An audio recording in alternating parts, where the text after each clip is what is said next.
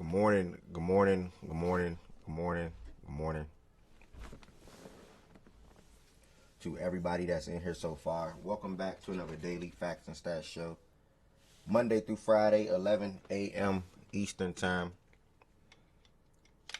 until should be a fairly quick, straight to the point type of show today.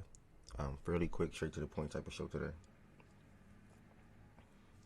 Made it through another week. We had a great week inside of Facts and Stats today. The numbers were amazing. It was NBA trade deadline week. Obviously, the trade deadline was yesterday, so that was a thing. That was a big thing. And today we get to recap the deadline. Oh snap! Hold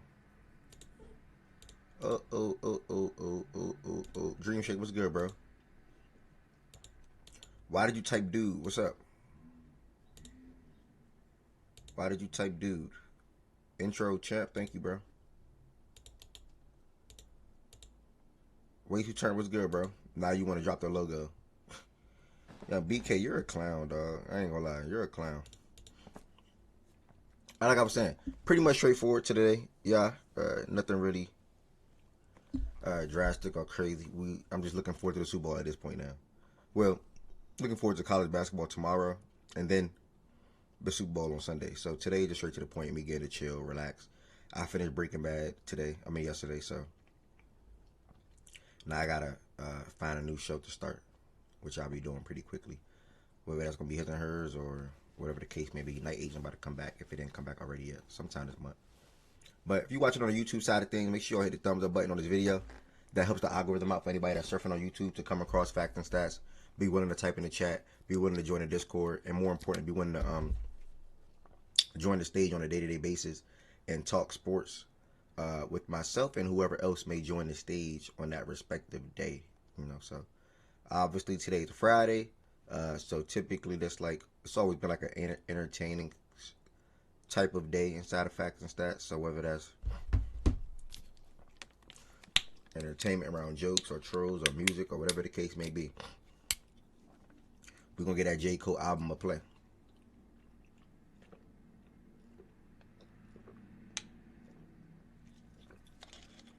We're gonna get that J. Cole album a play because I don't expect this. That's pretty much what I want to do today, really. Just play that album. I'm gonna run through some things real quick and I'm gonna just get through that album because I think that joint is like an hour and something long. And if it ain't going too well or too good, I'm out of there. So that's pretty much what the show's gonna be about today, if you want to label that as a show. If you want the YouTube side of things, again, make sure you hit the thumbs up button on this video. If you're not subscribed, make sure you hit that subscribe button. Fact and Stats is a daily sports show, Monday through Friday, 11 a.m. Eastern Time. Slogan is speak your mind, so allow anybody to come on the stage and speak their mind in regards to whatever the topic is. If you want to extend your support for the platform, you can send super chats or super stickers, and or you can become a member. That link is in the description on the YouTube side of things. If you're watching on Twitch, feel free to hit that follow button. And then if you want to extend your support for the platform, feel free to become a sub and or gift a sub. Either or. Again, I'll greatly appreciate all extended support for the platform. I'm going to start off pretty much with just looking at the NFL awards. You look at the title of the show, just NFL awards, NBA trade deadline winners, losers, or if teams were, in your opinion, neutral. And then looking at some of the games last night. And then I'm immediately getting to the album on or in Discord. Immediately get into the album in Discord. So that, again, it's gonna be a quick run through today for the most part. Just being completely honest. Every show this week was like 5-6 hours. Today is that is no. It does not need to hit that. It does not need to hit that number at all. It does not need to hit that number at all. So the few of you all that's in here watching on this Friday, one, I appreciate that. The ones that's going to watch the show back, whether that's this show or any other show that took place this week, I appreciate that. And what else I want to say? The ones that's watching while you at work, I appreciate that entirely.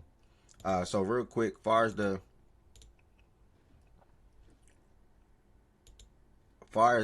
Memphis, it's good to see you here, my boy. Far as the NFL awards, real quick, I'm going to go ahead and share my screen and excuse me. I'm going to go ahead and share my screen and talk about that real quick. First and foremost,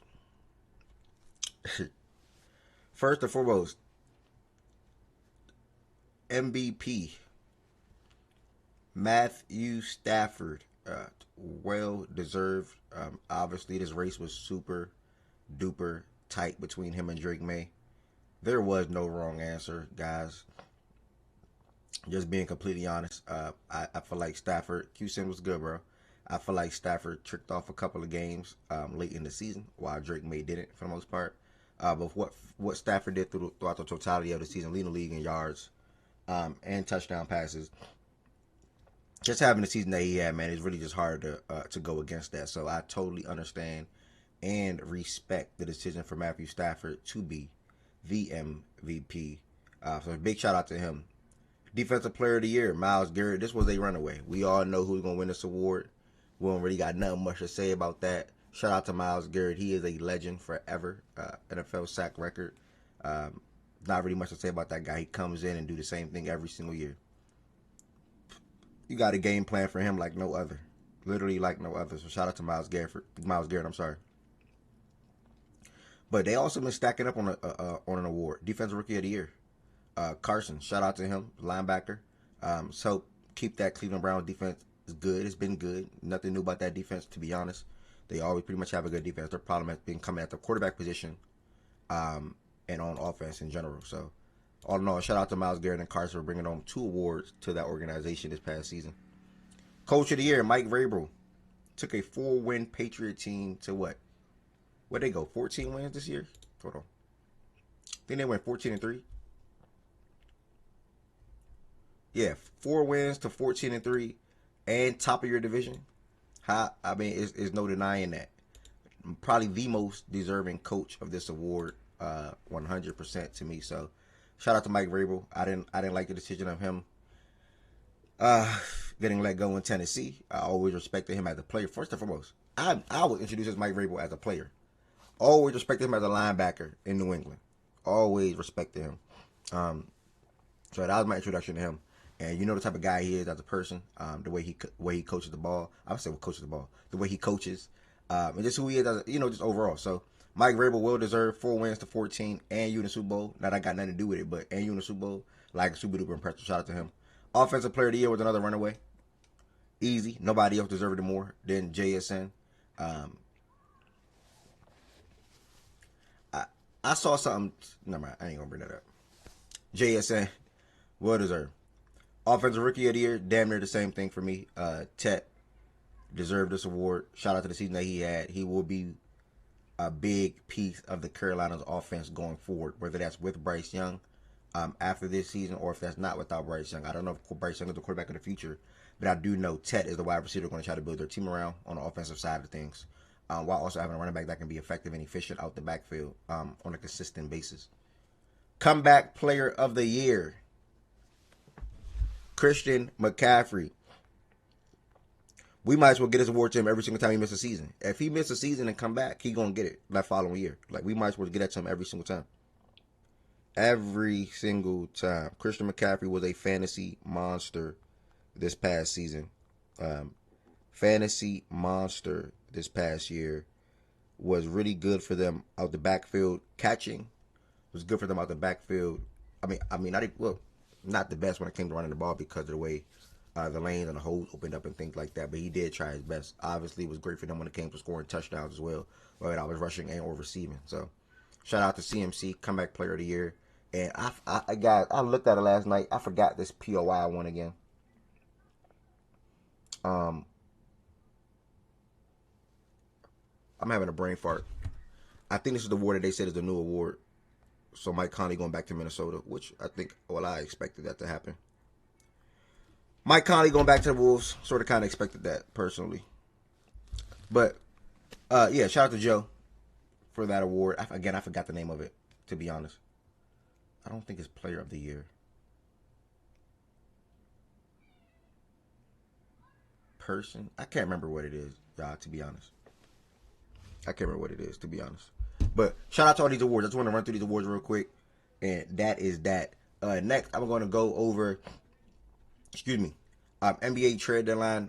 Oh, yeah, Protector of the Year. That's what it was. And this is a new award, by the way. This is the first time having this award being announced this season. I couldn't remember what it was, to be honest. My bad. Yes, thank you. Next, I'm going to go ahead and go through every single NBA trade. Not trade. I'm sorry. Every NBA team post NBA trade deadline if they made a move. Oh no, not even if they made a move. If they didn't make a move, I will announce what I feel like if they are winners, losers, or if they just stayed the same. And if staying the same was good or bad for them. Again, I'm just going through the show today with these top couple of topics, and then looking at the games last night, and then I'm going to go ahead and dig into the J. Cole album. I saw the album is an hour and 41 minutes, so I'm using my time wisely. Trust. Yeah, Conley went back to the Wolves. I personally expected that, bro. Ant literally went into the post game press conference and said, "I saw some things that he can come back, and yeah, Mike, if you see this, I hope you do come back." Like, right? He don't have to play. He doesn't have to play. I disagree with them with saying that Finch is going to play him regardless. Even if he do play, he deserves to play 5 to 10 minutes. He can play 5 to 10 minutes, 5 to 15 minutes. It don't got to be nothing crazy. Hey, again, like I said, Mike Conley don't mess up basketball games, bro. For them at least. And I wasn't in Discord, my bad. Well, not my bad. It don't matter if I was in Discord or not. But yeah. Next, I'm going to go ahead and look at these teams. The NBA trade deadline concluded yesterday. If your team made a move, shout out. You know, obviously, I'm a Miami Heat fan, 20 plus years. My team did not. You know, and I look on Heat Twitter and I see everybody saying the same thing. Literally, all Heat fans think the same. Right now, let me put that right here. As of right now, all Heat fans are thinking the same thing. We all want the same thing. We all thinking the same thing. We all wanted some of the same things to happen yesterday, even if you do not trade for Giannis. You know, so here nor there. I'm going to start with again. I'm going to go division by division. If they made a move, I will announce what that move is. If I remember off the top of my head. If not, I'm pretty sure somebody in the chat will type it, and then I will say if I think they are winners, losers, or if they are new, they are pretty much they stayed the same for the rest of this season. If they made a move that is for next season, I will address it in that way or answer it my question to myself in that way as well. Again, happy Friday to everybody that's in here inside of Facts and Stats. This is typically like an entertainment slash music slash whatever recap in a sense type of day. So right now I'm just hitting the three main things from yesterday. That Eastern Conference winners prediction. I mean Eastern Conference and Western Conference predictions as far as the finals. I think it's best for me just to do that for next week. So that's why I'm making that business decision. Harden will win number one. Ooh, Harden gonna look nice in that one. Harden gonna look Harden wearing number one. I think it's best for me to make that business decision. So we're gonna push that for next week. Again, I'm gonna stick with Tuesday or Wednesday, like I initially said the other day. Again, we're gonna go ahead and dig into the J. Cole album. It is an hour and 41 minutes.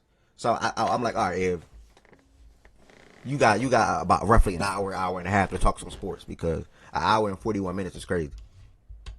I ain't gonna lie. That drink. I saw this one. I saw this too. I said, "Oh Lord, oh Lord." But I don't want to say we're gonna listen to it on the show or during the show or during this period and not listen to it. So I gotta at least be about what I say.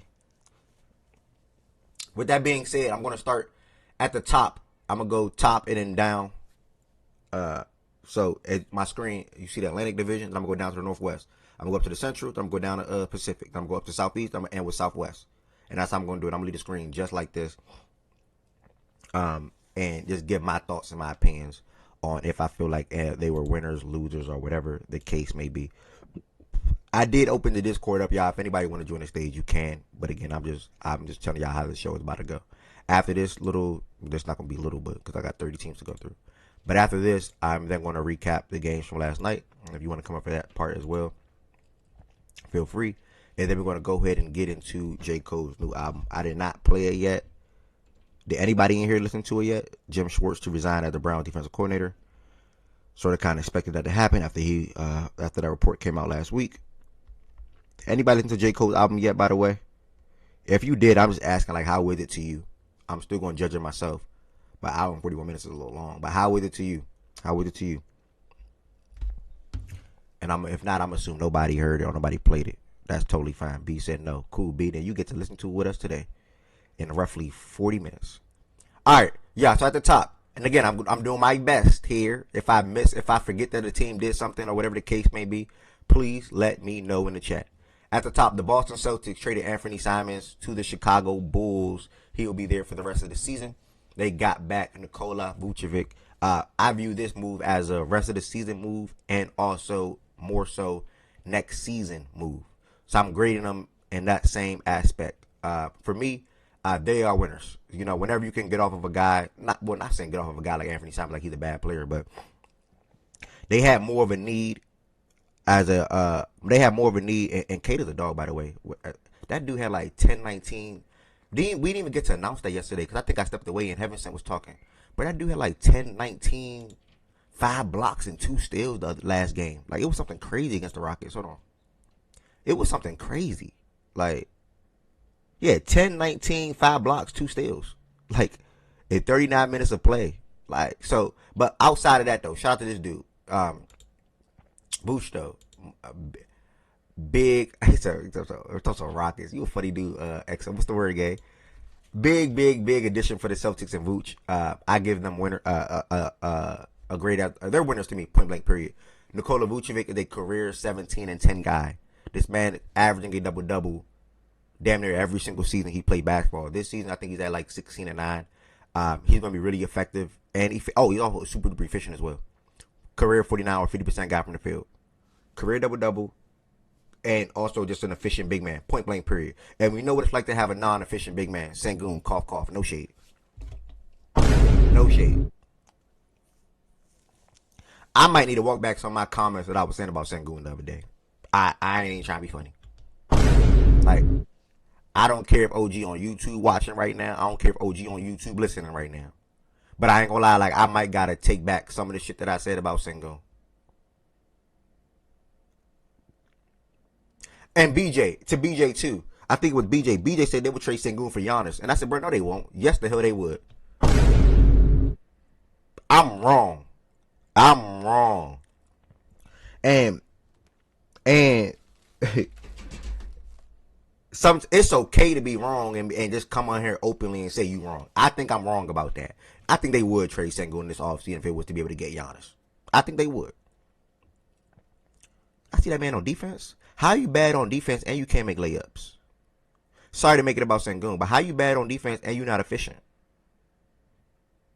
I don't know, like, at least be a Jokic level guy. Like, at least Sabonis was efficient.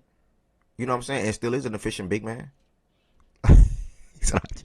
He's not traded for Caleb Wilson. So I don't know, dog. But that Rocket shit, and even outside of Sengun, like Reed Shepard, the Thompson twin can't shoot the basketball, like, and then the owner or GM Raphael Stone, whatever he is, I think he's a GM, pretty much punted the season. Bro, he pretty much punted the season. Do y'all see if y'all don't know what he said? He said, yeah, I was thinking about, and I don't even know how I even got to the Rockets. I was thinking about making a move, but I mean, we lost our point guard. We lost our big man. He referring to Steven Adams. Maybe this just not our season. That's what he said. Maybe this is not our season. So it's like, why make a move when we got so many things to overcome? That's pretty much what he's saying. That's a slap in the face, bro. That's a slap in the face. And maybe some can say he being real, but that's a slap in the face. You still got Kevin Durant on your roster. You still got to try something. I don't even feel bad for KD. To be honest, I don't. I don't feel bad for KD. Like, the way I feel bad for Steph and LeBron ain't the same when it comes to KD. I don't feel bad for KD. Like, Steph and LeBron, I don't like the way the rest of their career is going because they don't have no real chance to win a championship again. You know what I'm saying? And I want to see them be in the playoffs playing competitive basketball. The Lakers the last couple of times I saw them in the playoffs, they got handled. Like, Minnesota handled them. Denver swept them. You know what I'm saying? It was a close sweep, if that makes it any better. But they swept them. You know, the Warriors, they ain't on nothing. But KD, though, LeBron and Steph, they won a championship after they quote-unquote super teams. Right? They won a championship after that. KD ain't do shit. KD ain't been winning shit. And I fuck with KD. From the DMV. He from Maryland. He from 15 minutes where I'm from. 10 to 15 minutes where I'm from. Facts. So, I don't know, man. Celtics, winners. You get Vooch for the rest of this season. Let me, hold on. Before I talk, we look at what his contract is. Because I can't remember. I forgot that fast. I made a video. I didn't even drop that video. I got it today and It's tomorrow. like an expiring Okay, or so close he's to at being expiring contract. he's expiring at 21 mil this year, but I think again that was the this season and next season thing. In my opinion, I think they're going to extend him on a team friendly kind of deal for next season, whether that's a 1+1 or whatever the case may be. He's 35 years old, so the Sucks will be either way. Point blank period winners for me.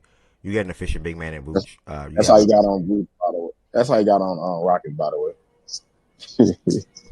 He was saying Bucci efficient big man, cause unlike some oh guard. yeah Yeah. yeah yeah yeah, and I was like unlike saying yeah, thank you brother.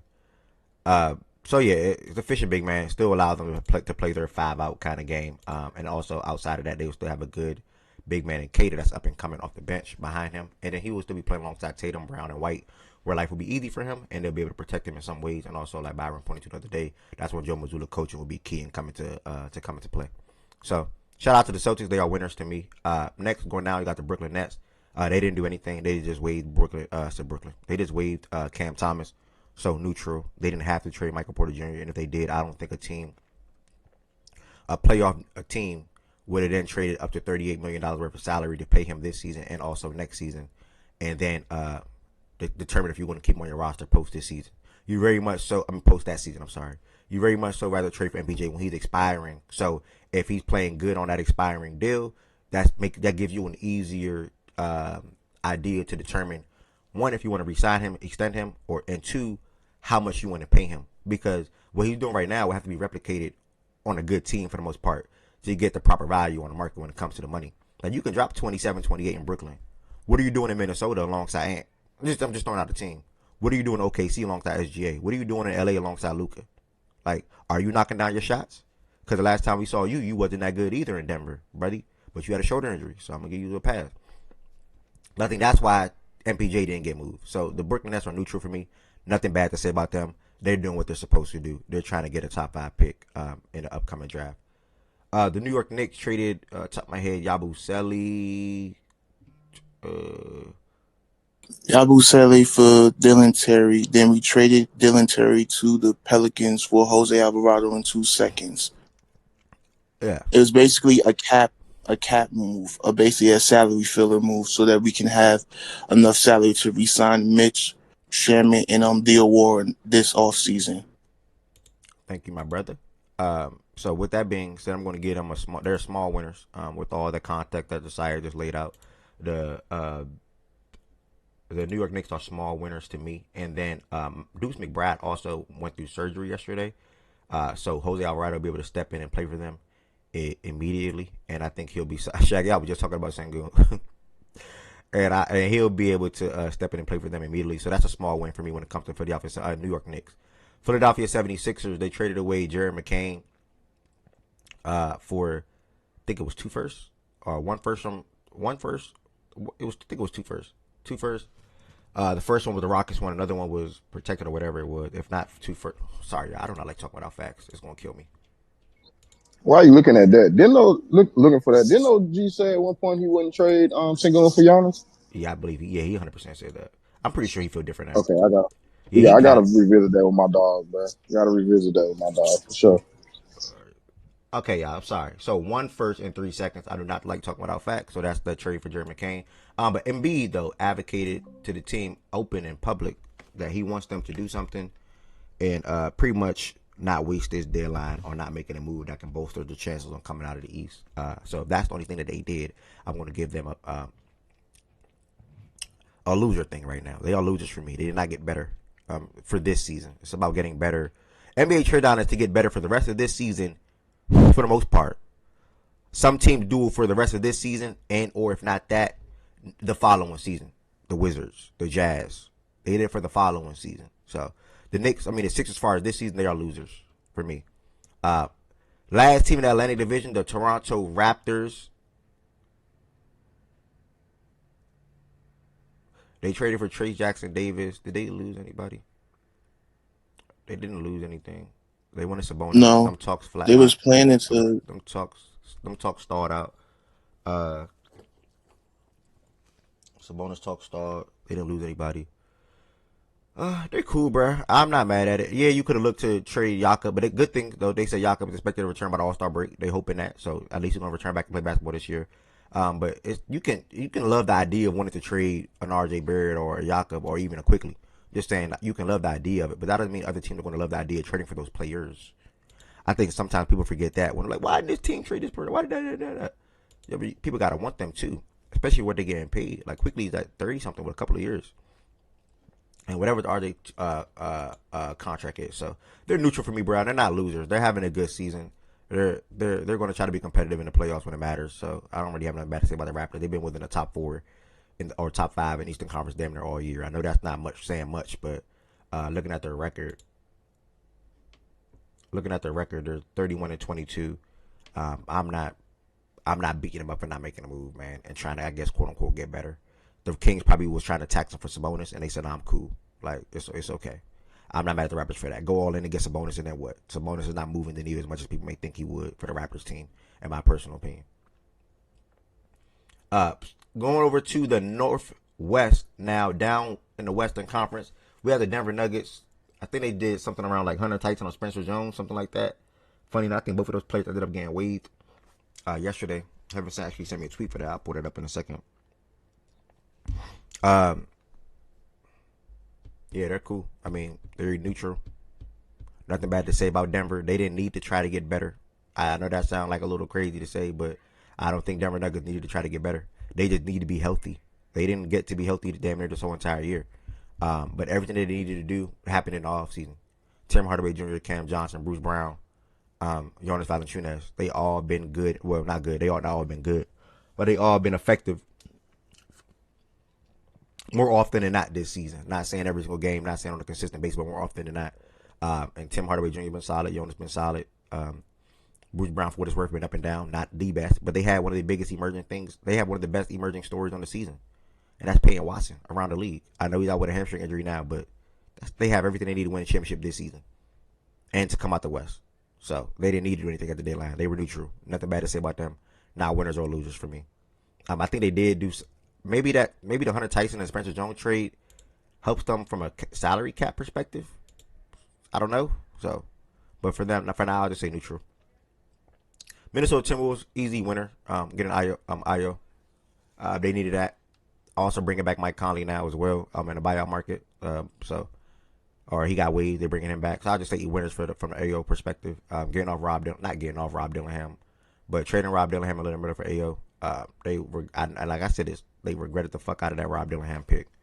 If they didn't go back to that day, they would have never did that. And I don't even know what they were thinking doing that, to be honest. But you Evan said yesterday, you essentially traded 2 first and 4 second round picks damn near just for Ayo. It better be worth it. It better be worth it, and I think it will be worth it. So they're winners for me. Next, the Oklahoma City Thunder. They are also winners for me. Getting a guy like Jared McCain virtually for nothing because they have an array of draft picks where they can pull out some and it don't really matter. So the Thunder, I don't even know why you seen ads. It looked like you were sub. I don't know if you were sub. But the Thunder winners for me, point blank period. Get a guy like Jared McCain who's been able to shoot the ball really well last year as a rookie, and also this season so far, especially as of late, as he's been picking up his play over the last 2 weeks. So I think it'd be really good for Oklahoma City. And he's going to be a good little spark off the bench that they may need, especially from a shooting the ball perspective. And he can get to the basket as well and finish. So I like that for them. As far as the Blazers, hold on.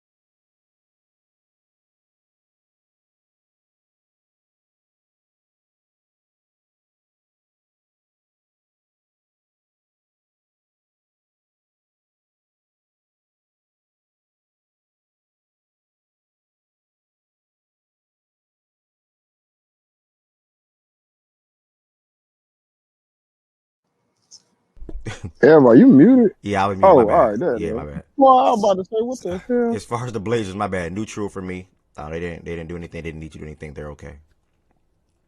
And the Utah Jazz, easy winners for me. Landing a guy like Jaren Jackson, you trading off of a guy that, two guys actually, in my opinion, that were not going to have much of a role on a consistent basis to be as effective as they could be for another team. And Walter Clayton and Taylor Hendricks.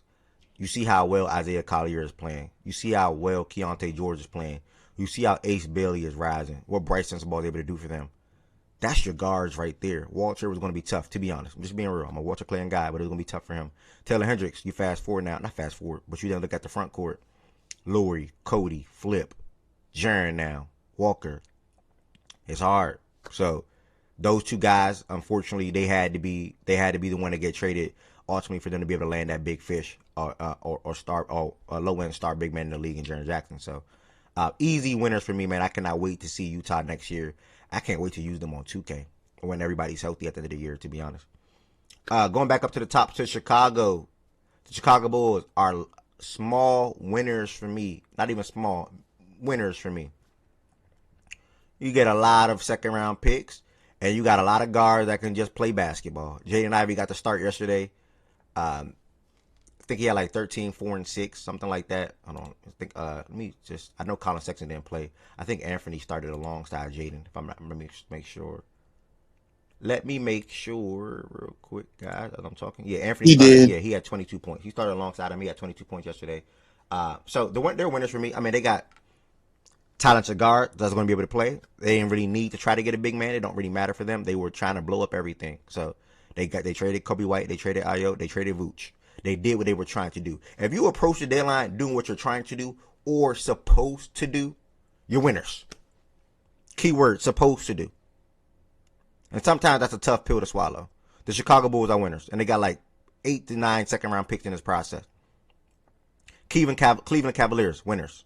Whenever you can move a guy like Darius Garland for a guy that's better than him, Hall of Fame guy, and James Harden, who's also having a really good year, averaging 25 and 8. It was one of the biggest reasons, one of the biggest reasons next to Kawhi Leonard, why the Clippers were able to go on like a mini resurgence this season so far. You go do it. High IQ, good at scoring the ball still to this day. Get to the free throw line, knock down threes, floater in the paint, finish layups, play through contact. You go do it. Make life easier for everybody, not just himself but everybody. So Cleveland Cavaliers, easy winners for me. Detroit Pistons, losers. You want people to think the year is a fluke? Do you want people to respect you? How do you want people to feel about you? You know, and if you want to be taken more serious in the Eastern Conference, or you want to be taken more serious as a team that can contend in the Eastern Conference, and if you just want to be a team that people think can get to the conference finals and or the NBA finals, because that's probably their goal this season, just being realistic, that's probably their goal.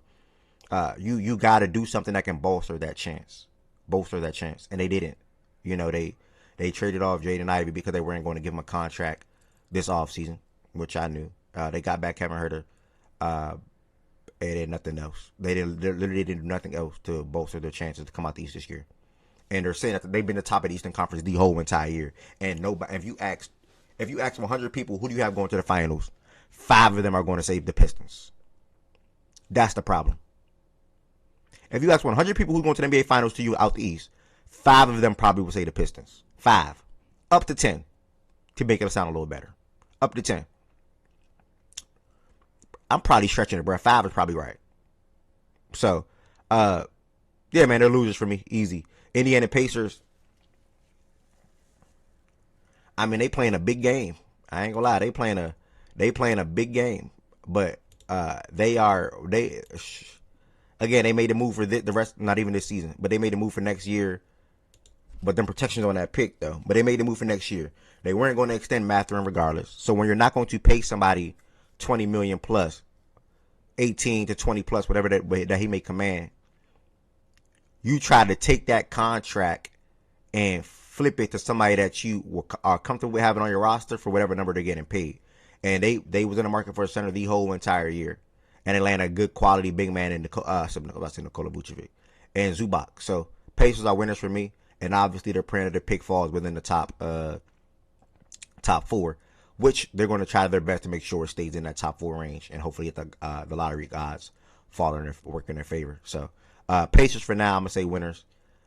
Even if that pick don't fall in the top 4, bro, the way they look at it is, if it's not one of the 4 best players in this draft, they probably not gonna have that much of an impact on our team. And I'm fair with them thinking like that, to be honest. If they don't get a Darren or AJ or a Boozer or a Caleb, they feel like nobody else on the back end behind that is probably as worth it. You know, or not saying not worth it, but will have much of an impact on their team this right now, because they're trying to win a championship as soon as next season. So that's their line of thinking. Again, that's just their line of thinking. And I understand. I'll put it like that. So that's that for the Pacers. They're winners at the end of the day. Milwaukee Bucks.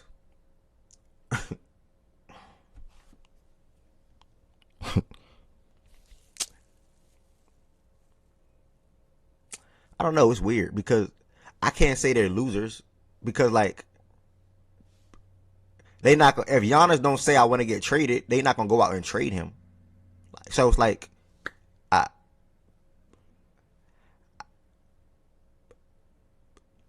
me say this: they're not losers because they could be doing the right thing. Now I know Giannis posted what he posted yesterday on Instagram and Twitter.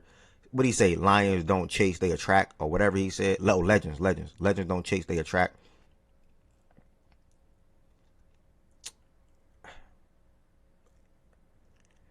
I'm going to say neutral for now, because if Giannis really do want to stay, cool, I'll hear it. I'll wait to see what they can do. But 2, if he is going to get traded, it was smart for them to wait till the offseason. So I'm not going to say they winners for keeping him, or they even staying pat for the most part, which they pretty much did. They did the little Cole Anthony trade in their mayor to the Suns. But for the most part, they stayed pat. But I'm not going to call them losers, because there was not really many ways that they can probably really improve their team for the rest of the season, especially while Giannis is traded at the moment. So for me, it's just neutral, because if you were to trade Giannis at this deadline, I'll call you a winner. But then I also know in a reality situation that you can get way more, or have way more probably better offers in the summertime. So then you will still be fine. So I mean, they're just neutral. I think that's the best way to put the Milwaukee Bucks at this moment, personally. Next, and I'm almost done, guys. Next we have the Golden State Warriors.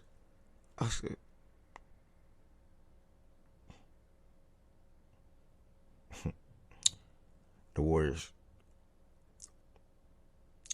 It's a funny team to talk about, man. Good win last night, though, by the way, Warriors fans. But a funny team to talk about. Steve Kerr said they traded Kuminga because pretty much he didn't have leeway or the room to make mistakes. But we trying to win games. We can't afford the mistakes that he may bring. Pretty much what Steve Kerr said. So it was best for us to trade him. Right? Yeah, too little, too late, buddy. Like you trade him for a guy that doesn't play basketball. That's due to health reasons. And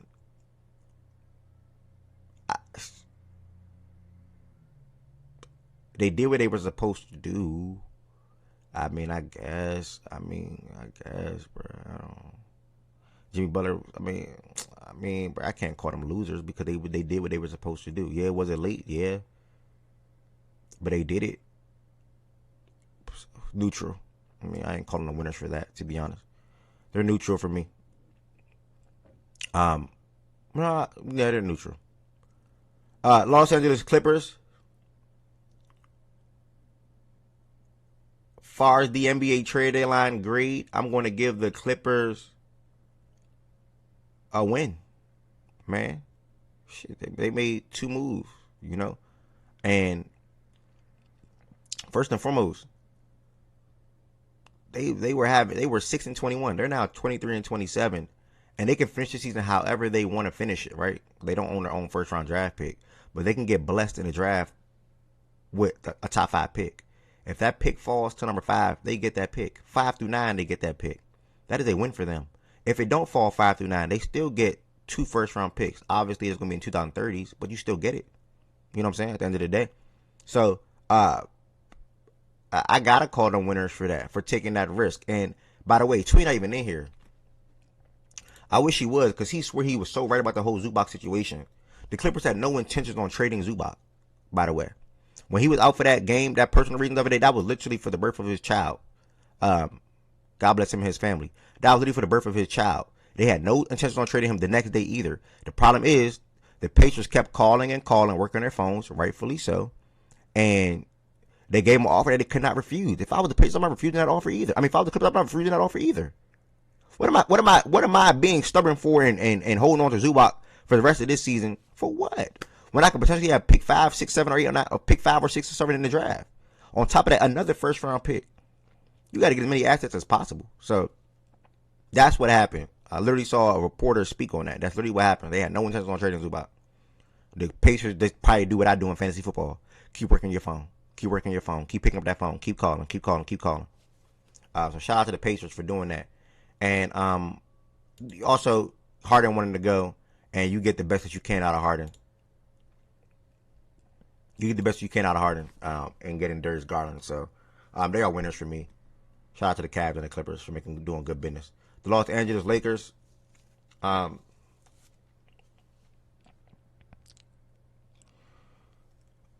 Gabe Vincent in the second for Luke Kennard. I wish they did more, man. Like, I had a pool of names when it came to Dalton, Rui, Maxey, Vando. They all survived. Like, it wasn't just Gabe that had to go. It was like 2 out of that 5. Ideally, 3 out of that 5. Maybe nothing was out there for them to attach something that was worth, you know what I'm saying? Making a big move, I guess. I don't know. But I ain't going to say they wasting the season, but would this team be good enough when it matters? I don't know. You know, I don't know. But to the Lakers, though, again, like I said about the Warriors, good comeback win yesterday, though. That was a really good comeback win. Especially with Luka missing the whole entire second half. I thought it was cooked. They went down like 13 points and midway through the third, or towards the end of the third. You know, so Reeves, crazy game off the bench. 35 points, 34, 35 points, something like that. But I don't know if they did enough to be able to bolster their chances when it comes to coming out the West. Like, did getting Luke Kennard, does that put you stamped over Minnesota in the series? Denver or OKC? Or not even just stamped? On Denver or OKC level? No. Are you looking at Minnesota in the eye? I don't know. Probably not. I probably would pick Minnesota to beat them again. To be honest, especially with Ayo. And after that, nobody else. Like, Houston ain't on shit. Like, literally nobody else for them to worry about. Nobody else in the West. They have to worry about 3 teams in the West. And that's Denver, OKC, and Minnesota. Houston ain't on a thing. Literally. And I hope OG walk back everything he was saying about Houston whenever he can. They not on the Spurs. Woo. We got to worry about the Spurs too, my goodness. That'll be a fun series. They would have to worry about the Spurs too, in my opinion. I know that's going to be the first time, their first rodeo in the playoffs, as far as Wemby, Castle, Vassell, and a couple of other guys. Not Fox, obviously, but yeah, I don't want to just rule out the Spurs. The Spurs will play anybody in the playoffs competitive. Anybody, in my opinion. Anybody. It'll be a competitive series regardless. So I don't know if Luke Kennard was enough to put you over some of those teams, you know. So I'm not going to call them winners for that move. Damn sure not winners. They damn near closer to the loser side of things than neutral, to be honest. Like, if it's neutral and loser, say if neutral is like an 8 and loser is 9, they at 8.5, 8.7. So I'm probably gonna lean loser a little bit for the Lakers. But it's not like, oh my God, you not like a bad lose. Like, but they losers in a small sense. The Phoenix Suns, they're fine, bro. They added Cole Anthony and Amir Coffey, traded Nick Richards. They're fine. Small win, you know, more so neutral as well. Sacramento Kings. I mean, Well, I would say loser for the Lakers, though. My fault. I was kind of catching you moving, boy. You moving, boy. It's just small. It ain't like I said. It's just like ideally for me, I would have wanted them to trade 2 out of the 5 names, not just 1. You would have want. Oh, I'm see now. I'm thinking about what you say in regards to if you set out doing what you. People gotta want entertain. No, yeah, people gotta want that too, but mainly about if you set out. I think you said like if you set out, if you do what you set out that you was what you wanted to do, that's how you phrase it. Then but only one person though. What you mean? Only Gabe? No, they want us. They don't want to make. They don't want to take on contracts, and they want to stay flexible. But after LeBron, remember we were just talking about. Oh yeah. And they pretty much there. They said. So basically, you feel like they just saying this season's whatever. Then too, then like the Rockets are. Yeah, this is a stopgap year for the Lakers. Okay, absolutely. Cool. Yeah, they're not trying to compete, bro. Yeah, all right. My bad. Yeah. Neutral. Yeah, that's why I say. Yeah, I say neutral. Yeah, neutral. We on the same page with that then. We on the same page with that. What team was that? The freaking the Suns. Neutral, fine. They added Cole Anthony and Amir Coffey. They traded away Nick Richards. Makes sense for them. So they're neutral. They're totally fine. Sacramento Kings. You playing hardball? Why you playing hardball? How did LaVine? Well, not how. Shit, I probably know why. But LaVine, DeRozan, and Sabonis all made it through the NBA trade deadline. You the one to get some assets right here, even if it was small. And whatever the Raptors wanted, bro, you could have gave in. You could have gave in. So I mean, they literally didn't add anything, but they didn't need to from anything from an asset perspective. Like they could have got somebody. Oh, well, they traded Keon Ellis and Dennis Schroeder for DeAndre Hunter. Well, whatever, bro. They're neutral. They're not losers. They're neutral or whatever. I'll just say neutral. I ain't about to harp on the Kings too much. Atlanta Hawks. Luke Kennard gave Vincent trade. Add Kuminga for Porzingis. Kuminga will be able to play basketball. You add a second round pick in that gave Vincent. Porzingis hasn't played in a month.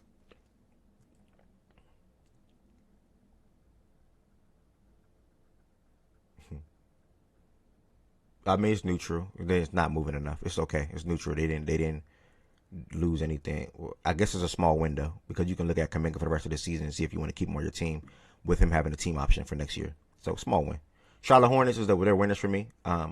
Kobe White is 100% better than Colin Sexton. They're not also in the play-in now. They on an 8-game winning streak, bro. The Charlotte Hornets are on an 8-game winning streak, bro. Their longest winning streak since 1999. Shout out to that team. They are now in the play-in, and Kobe White is expected to play for them after the All-Star break. That is big. That is big. They are winners for me, and a guy like Kobe White, a guy that can come off the bench and get you 15 to 25 with ease. So winners for me. Miami Heat, probably the biggest losers at the trade deadline. Yeah, they are the biggest losers at the trade deadline, 100%. Jay, I remember the combo, but I can't remember what it was. Something around like draft pick or something like that, or like a draft or something. I think I said they should tank. I think you said they shouldn't, if I'm remembering correctly. The Miami Heat are the biggest losers. Like out of all the NBA teams, they are the biggest. Like whoever I said were losers prior to me getting into the Southeast, the Heat topped that. There's no way in the world, even if you don't get Giannis, who cares? The Ja thing I get not doing that deal. They wanted Jaime, Ware, Terry, and like a pick. Like I get not doing the Ja shit. The Grizzlies on their head. I get that completely. But to not trade Norman Powell, knowing he's expiring, All-Star season, majority of the teams can use him, and he's at like $20 million or something like that. It's not hard to get to that number. To not trade Andrew Wiggins, player option. To not trade Tyler Hero. To not trade any of them guys. To not even get off Terry Rozier's contract. And yes, people would trade for Terry Rozier's expiring contract because it helps you get money off your books. To not trade any of them players that I just named to get assets back, whether that's a second round pick, whether that's a first round pick, whatever the case may be. That is disgusting. It is disgusting, bruh. It's disgusting. So, they are the biggest losers, bruh. And I can go on and on about the Miami Heat, bruh, but I'm not even going to rap about it. They are the biggest losers. Orlando Magic, neutral. Washington Wizards, win. Like, win. They are winners. Anthony Davis, for free. Anthony Davis for free. They get Anthony Davis for free, basically.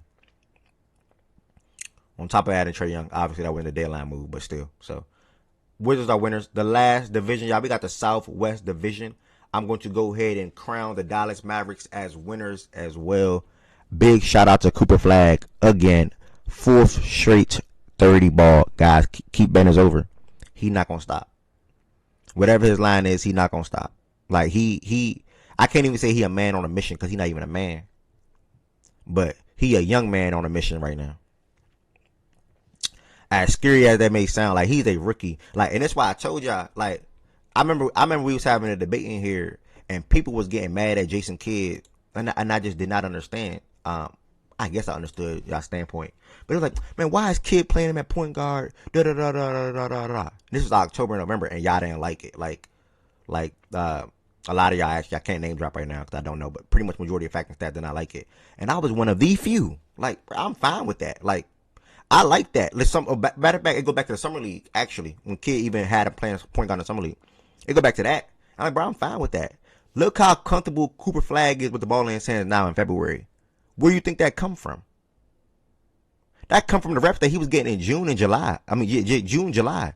That come with the reps that he was getting in September, early October from the preseason. That comes with the rep that he was getting early in the regular season as the point guard of the Dallas Mavericks. Is he a point guard? No. Is he a point forward? Yes. He always been that. That will not change. So Jason Kidd even spoke on this last week. He said, I know what I'm doing. I know what I'm doing. I've been in this game long enough. You're talking to more than half your community, and that's how you feel. About Cooper Flag, yeah, right? I think Jason Kidd is doing a good job. About the Coop stuff. Yeah, I know. Everybody said it outside. Everybody. Yeah. I didn't know enough. Yeah, I didn't know enough about him, so I all of them was like, hell nah. Like, why is he even? Facts. I don't know. I just like stuff. Make young guys be uncomfortable or play them at their weak spot so they can grow in that area. And he's so comfortable with the ball in his hands right now. Bringing the ball down, orchestrating, setting up the offense, passing. He always was a good passer, but passing, like everything that Cooper Flag was good at is all on display right now, and it's highlighted even more. So, yeah, man. Just shout out to Kidd, shout out to Cooper Flag, 4th straight 30 ball. They are winners for me at the deadline because they got off of AD. They didn't want him anymore. They wanted to sort of kind of turn this around the Cooper Flag build, which they needed to do. And Kyrie doesn't impact that in a negative way. And I'm not saying AD would have or he did, but the amount of money that he was getting and him just being there, with all due respect, it just makes more sense for them to have some picks back and or young players for AD and try to build around Cooper Flag at a little more easier than trying to build around Cooper Flag while it's with Kim, Kyrie, and AD. Also with AD in and out of the lineups. Like, if AD was playing basketball, if AD and Kyrie was healthy, and Cooper Flag was here, like, they probably wouldn't have traded any of them, to be honest. They probably would look at this season and next season and see what they can do, right? But, man, his last injury was so freakish. It's like, what the hell? Like somebody bumped into you and you hurt your finger? Like, I'm not judging, but it's like, damn. So, I understand, 100% understand the Dallas Mavericks perspective. They are winners for me regardless. Houston Rockets, losers. Even if they was limited with things that they can do, I do not like what Raphael Stone said. Oh, well, Fred's already gone. Steven Adams already gone. So, maybe the season's just not our year. So that means don't try to get better now? Like, you still got the Thompson twin. You still got Barr. You still got Sengun. And you still have Kevin Durant. You're trying to win that KD came here to win a championship. KD not thinking Fred not here. We can't win a championship. KD's thinking I'm here. We're in the thick of things at the end of the day. So they're losers for me, bro. They didn't do a thing, and they pretty much punting the season, which I guess I'm not even gonna say it's okay because it's never okay to punt a season when you got a Kevin Durant at age 37, 38. That's why the Warriors even went out and got Jimmy Butler last year because they were not okay with just punting seasons. This season is a little different for them because when Jimmy got hurt, it's like not really much you can do when it comes to acquiring somebody or adding somebody that can impact the game the way Jimmy did, or even close to where you guys can still feel like you have a chance. And they felt like they had a chance adding Jimmy. I'm not saying they did, but when they did have Jimmy, Curry and Jimmy do have a really good record together. So, and they probably would have beat Minnesota like a lot of us said in here last year. And who knows what would happen in the conference finals. Either way, Rockets, losers. Grizzlies, you are winners. Winner, chicken dinner. You're doing the right thing. Again, it's either you do what you need to do. Well, it's either you do something. I forgot what I said earlier, but it sounded sweet. They did what they were supposed to do. Put it like that. I forgot what I said before that part. But they did what they were supposed to do. They traded Jaren. They feel that trade in Ja, but his market is so bad around the league right now. It's so bad. Nobody wants Ja Morant. Who would have thought? It's crazy how fast things change. But they got off Jaren. They got 3 first-round draft picks, acquired some young talent. So they're going to continue to do a whole makeover around down there in Memphis around Cedric Coward, Jalen Wells, Zach Edey, and company. So. Established. You missed the top of this. You missed like 10 minutes. You missed like 15 minutes ago, brother. Do you remember how you said you felt bad for Steph and Bron about their situations? You throwing KD into that now? I literally just spoke on that 15 minutes ago. Like, literally. I can't quote what I said word for word, but I said, no, I don't feel bad for KD. But yes, I do feel bad for Steph and Bron about their situation, how their career is ending. But KD, no. Not at all. But it's crazy. I literally just spoke on this 15 to 20 minutes ago. If you care to hear what I say word for word, you can go back. Whenever you hear me talk about Sengun, that's when I added KD into that mix.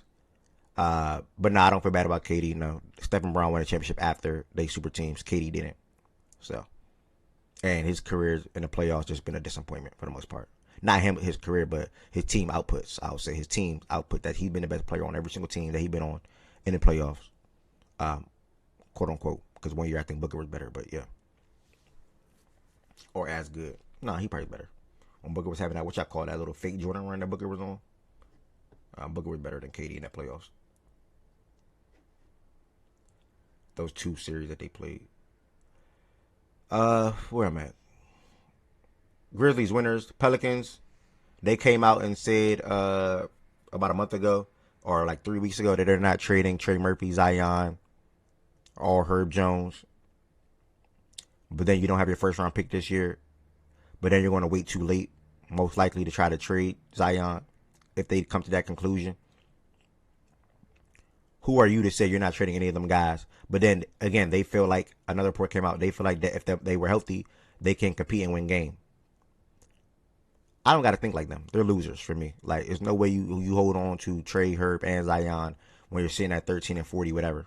14 and 40, whatever. So, they are easy losers for me. This deadline. And last but certainly not least, the San Antonio Spurs, and I'm right on time. I wanted to get through some of this stuff by 12 o'clock and play the album. So I'm right on time. Almost there. The San Antonio Spurs, neutral. Nothing bad to say. They're not winners. They're not losers. They are okay. They are ahead of the curve. They are ahead of schedule. Or like I like to say, they are playing with house money.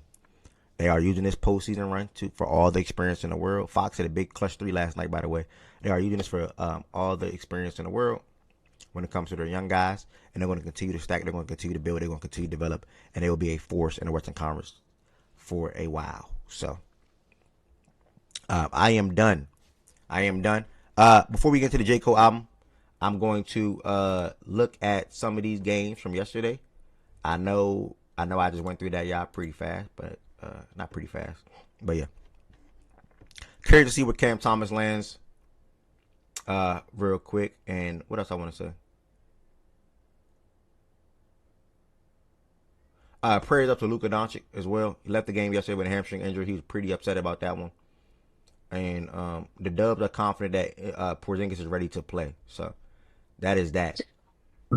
Now, luckily, Luka's injury is not that serious. They say it's a left leg soreness. They said that? Mm-hmm. So he got the MRI that fast? Like, where do you hear that? He didn't even have the MRI yet. That's what Redick said. He felt soreness in his hand. I'll post a link. Was going to go back in. Nah, I mean, you could be right, brother. You could be right. I see it. He felt soreness in his hamstring, so he felt like it was good enough to go back in. And even though our medical staff said we had him out, and he'll get some injury. I mean, too early to say if there's an injury. He just had a sore hamstring.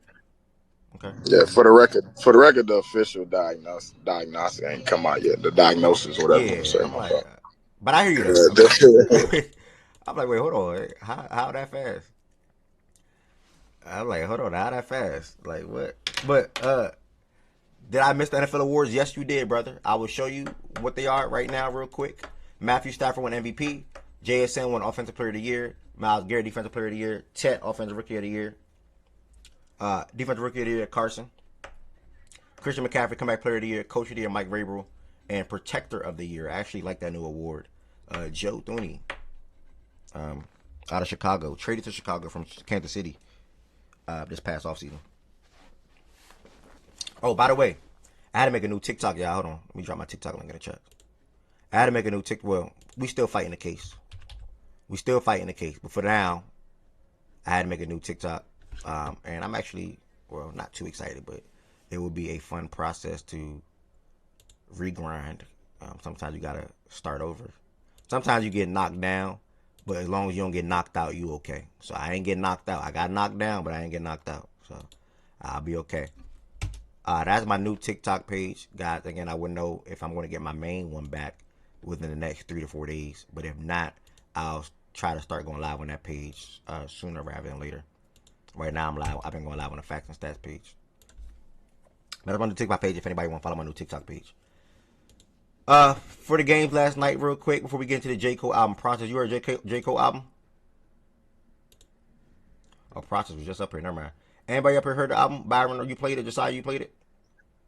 Yeah, I bumped it. All right, bet.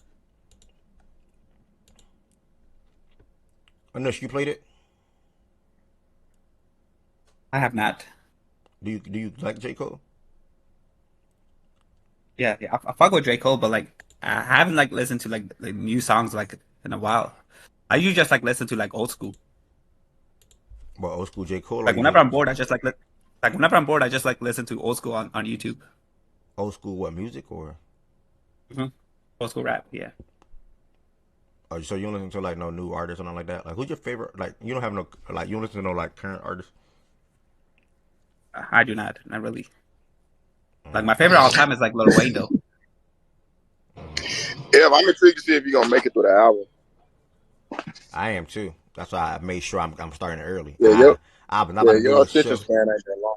I'm not about to do a show that's 3-4 hours long and then play an hour 41-minute long album. No. It just makes more sense to get too early. So, last night I want to say shout out to Sharif Cooper.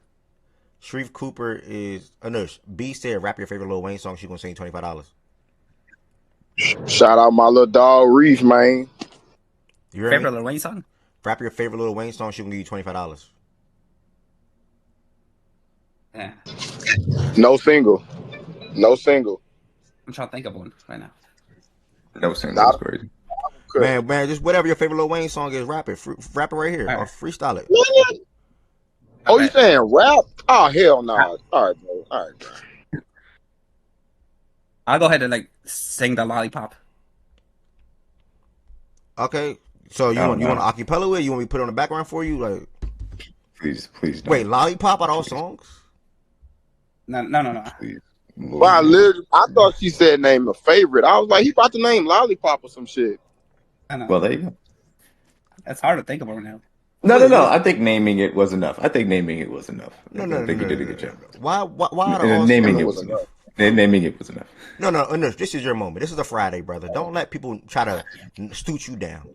This is the Friday. I'm not. Brother. I promise I'm not. What Lil Wayne I'm not like song really you good at about to singing rap? either. I commend all y'all that don't get this is sick, not. man. You're not singing. Lil Wayne don't sing. Well, I'm not gonna say you don't sing, but you're I rapping, just brother. cringe, Byron, and I don't understand how other people don't. Like, bro, I would never understand people that don't get secondhand embarrassment. Like, I think they're aliens. I ain't gonna hold you. Anush. And Lil Wayne is definitely singing on Lollipop. Yeah, I hear you. Yeah. Lil Wayne sing some songs. Anush, we talk about rapping though. You gotta rap a song. You ready to rap? Yeah, I'll try to rap. Okay, what song you want me to put? Bro, if you don't want to rap, if you don't want to rap, don't rap. Yeah, you don't have to try if you don't want to. Yeah, not let a DMV nigga Anush, first and foremost. Secondhand embarrassment that's messy.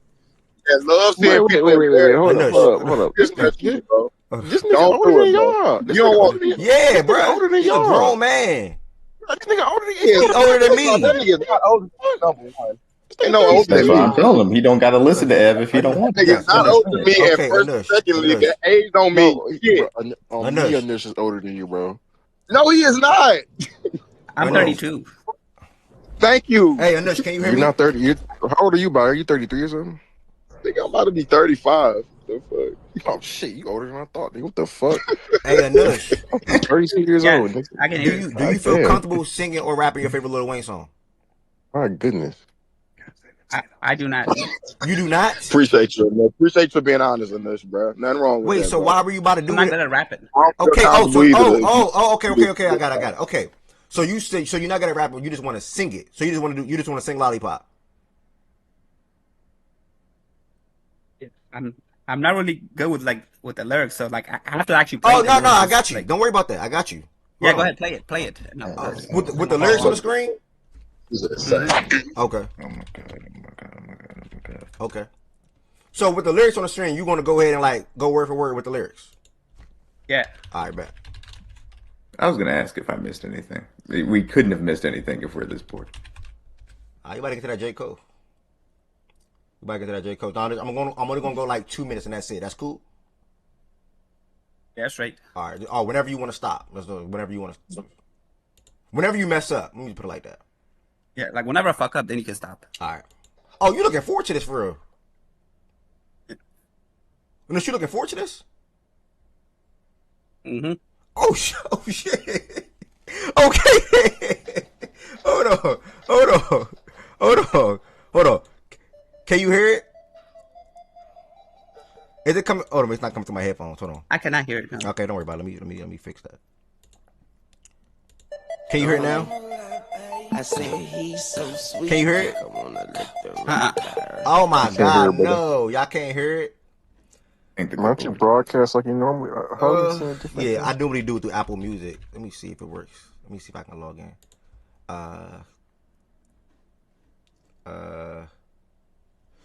Hold on, I gotta take this off the screen. Wait, hold on. You can sign up. You already have. Sign up with phone.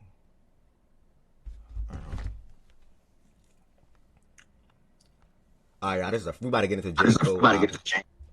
It's an hour and 41 minutes long. If y'all make it through that time period, that's cool. Byron said you don't think I am.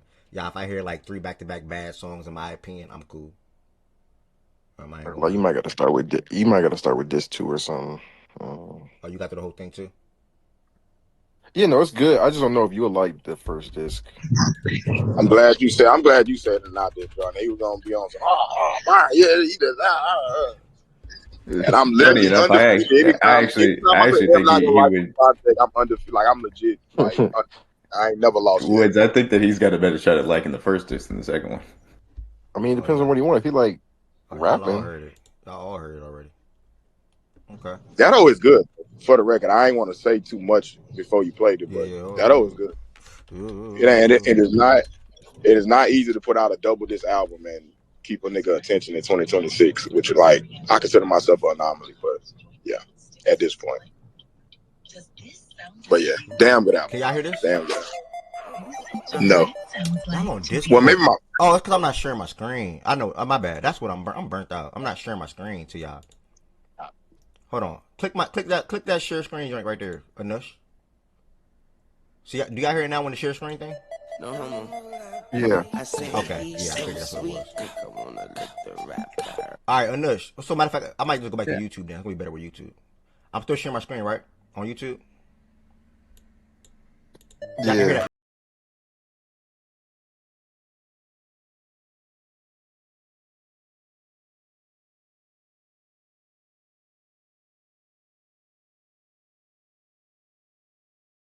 I'm about to say I can't hear you. You gotta click his. I hear it. Yeah, click the screen and turn your volume up.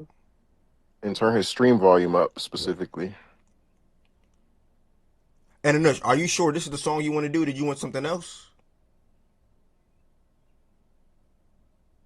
Matter of fact, this is what you chose, bro. Who am I to judge? Right, you ready, Anush? You can hear.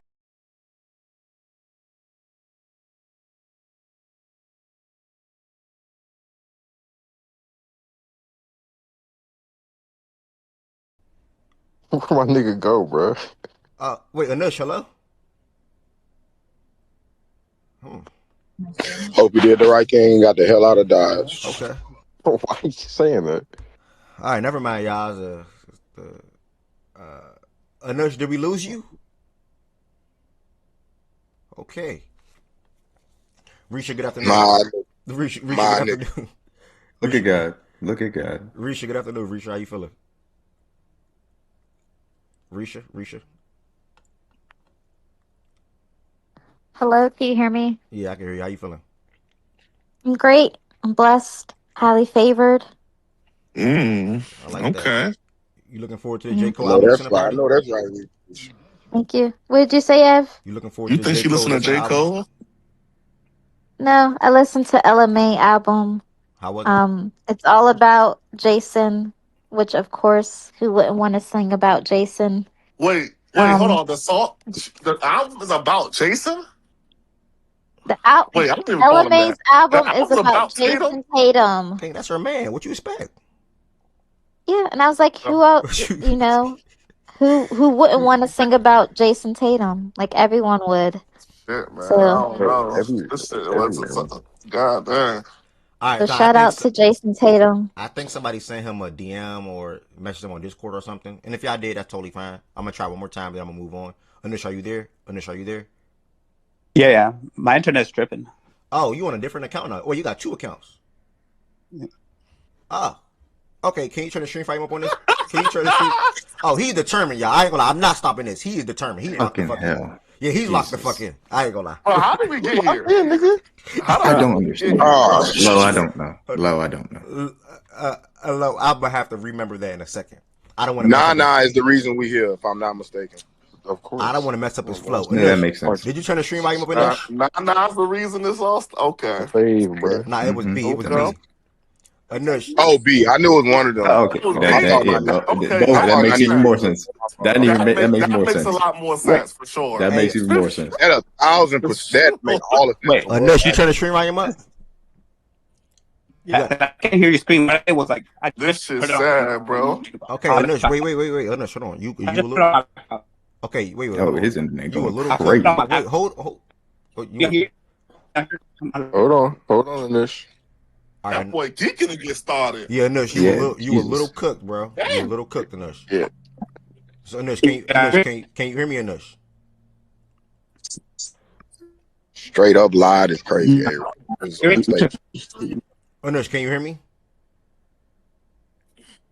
Yo, he getting blessed. I don't know if I should fight through this or straight up lied on that. Or should I just let it go? Should I fight through it or should I let it go? I don't know. I ain't gonna lie, bro.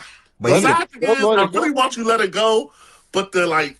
He ready, nigga. Like he locked. Like a part of me wants you to fight through it, though. He locked. Like give him 2 minutes, bro. Right. What's up with you DMV niggas, really wanted to fight through that shit, Hey, bro. why none of y'all get secondhand embarrassment, bro? I'm curious to know that, bro. Why would I? Like y'all have no problem laughing at people and people being laughing. This is what he wants to do. Why would I laugh at him? This is what he wants to do. This is the internet, bro. Niggas come here and want to show their talents, bro. Yeah, this is what he wants to do. And what if he ripped that shit?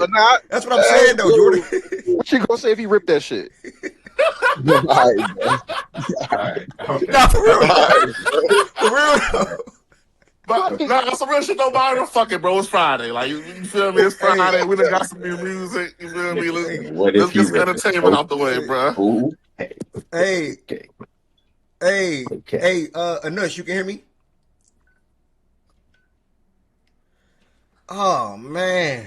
Is he Money Man 22? Is that who that is? Yeah. Oh, okay. Are you proud of this, B? Nah, for real. Huh? What did you do? Y'all nah, this really her bag. It makes like when y'all said B, I was like, yeah, this Money Man, you there? I asked him his favorite rapper. He said Wayne. Be famous for this. She's been doing this since the love of Twitter days. Yeah, my internet is like tripping. Oh, you perfect now. Wait, hold on. Anush, can you hear me? Yeah, I can hear you. Oh yeah, you locked in. You ready? Yeah, can y'all hear me? Can y'all hear me background? We can hear you. No, we cannot. We hear you good, brother. We're good. Other than that, huh? Oh, we already going. Are you practicing? No, I'm listening to right now on YouTube. No, he said he started playing. Whoa! Wait, Anush, wait. He's trying to get the lyrics right. Hold on. He was listening to it on his own. So you don't want me to play no more, Anush? Because for some reason I have a hard time hearing it. So I just but Anush, I can turn the stream volume up though, so like people can we can hear if you want beat or not. No, you got to turn your stream volume up. Like you got to click my screen and turn the volume up. You want me to test it real quick? Yeah, go ahead. All right, can you hear this?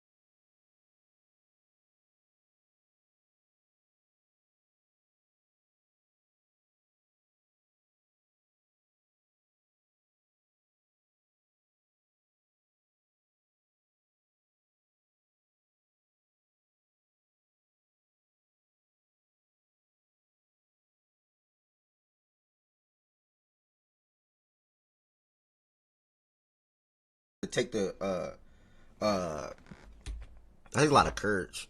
You know what I'm saying? And like a lot of balls. You know, in this community, people like to judge. So you offered that song. You offered to do that.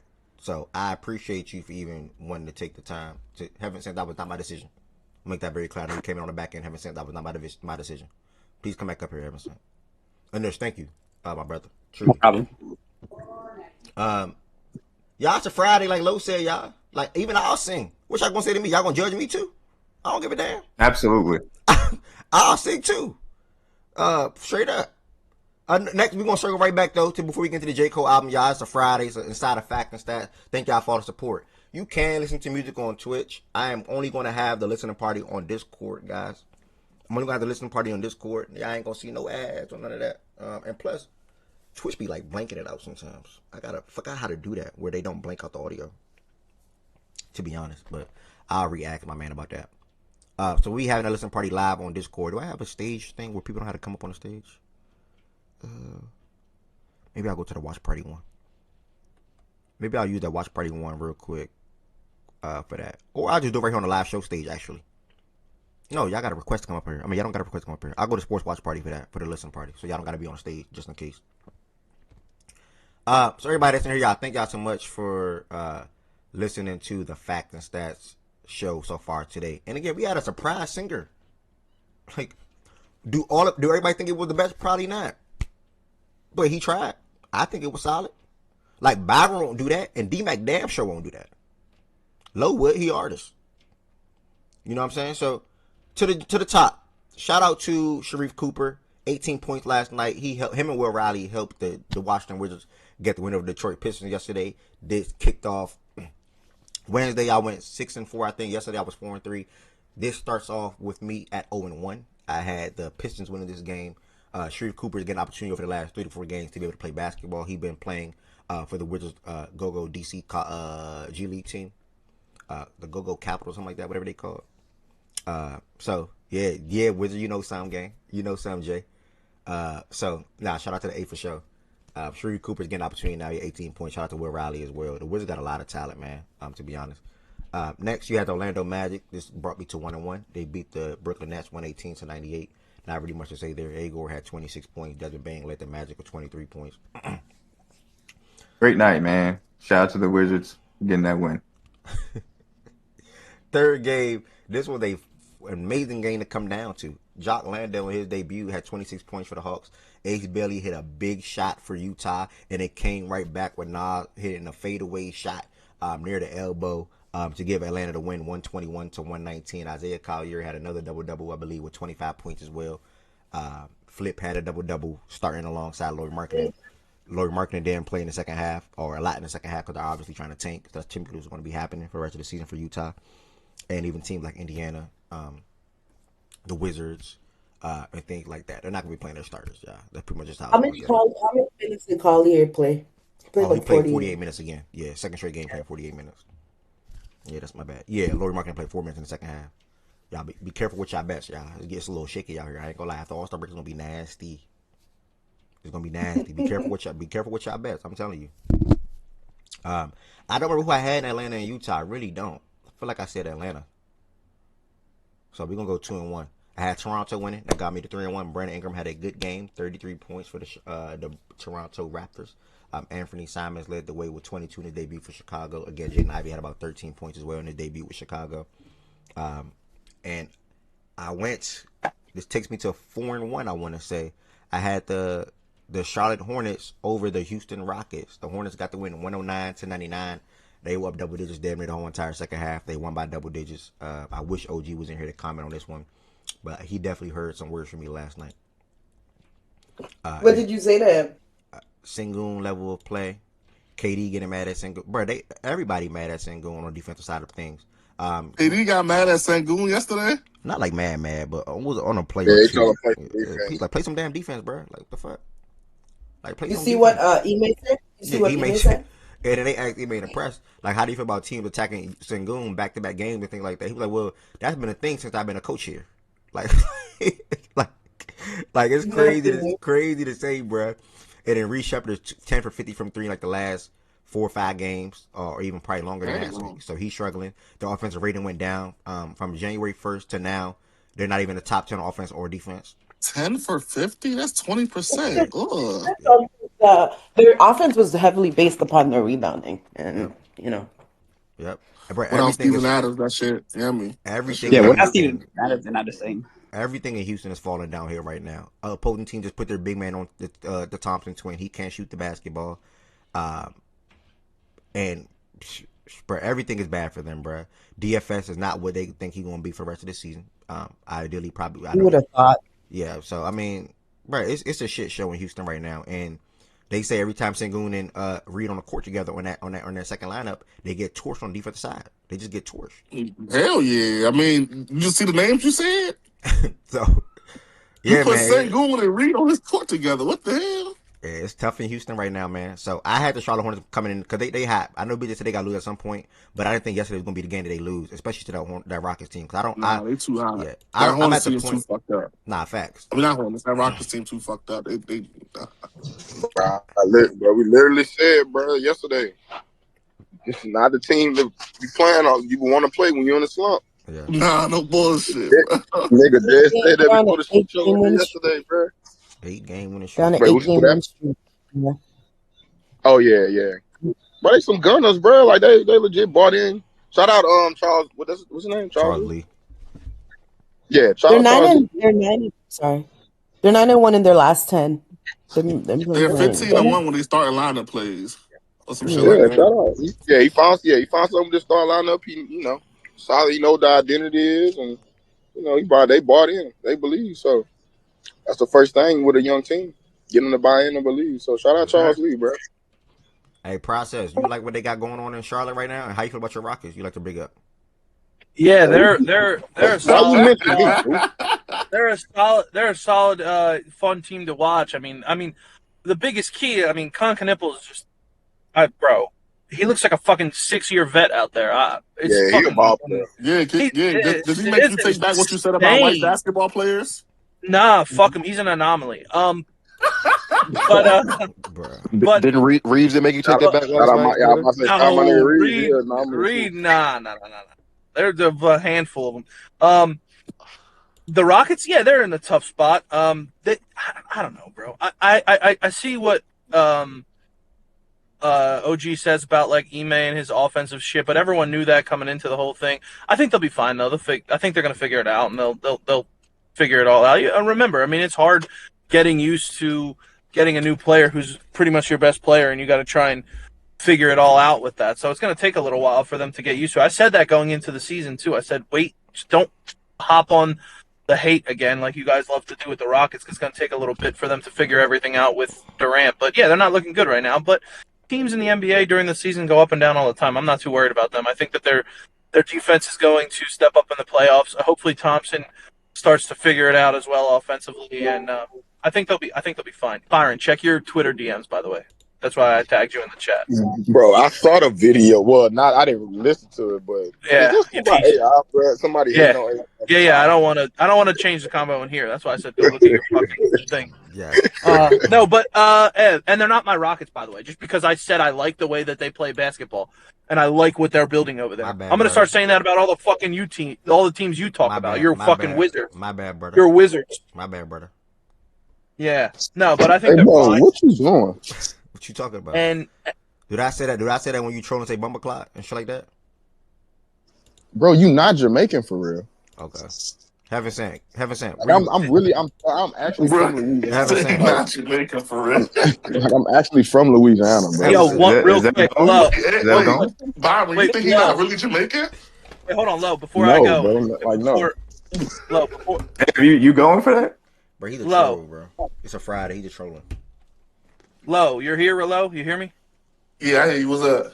I don't want to derail the conversation at all. It's going to take 2 seconds. First of all, 70+% of the public is betting on the spread against you guys, the most ever in Super Bowl history. I love it. I promise you, I love it. And your boy got fucking hosed for the MVP. Why the fuck are they voting for Herbert and Josh Allen? Bro, a vote for Justin Herbert? That's fucking disgusting. The two Josh Allen ones are also bad too. So I would think Josh Allen was bad too, but Justin. To be fair, To be fair, we don't know if they would have gone to Stafford or May though. They should change that. They should change the criteria for that to say if it's a 2-man race like the way it is, they should then say okay.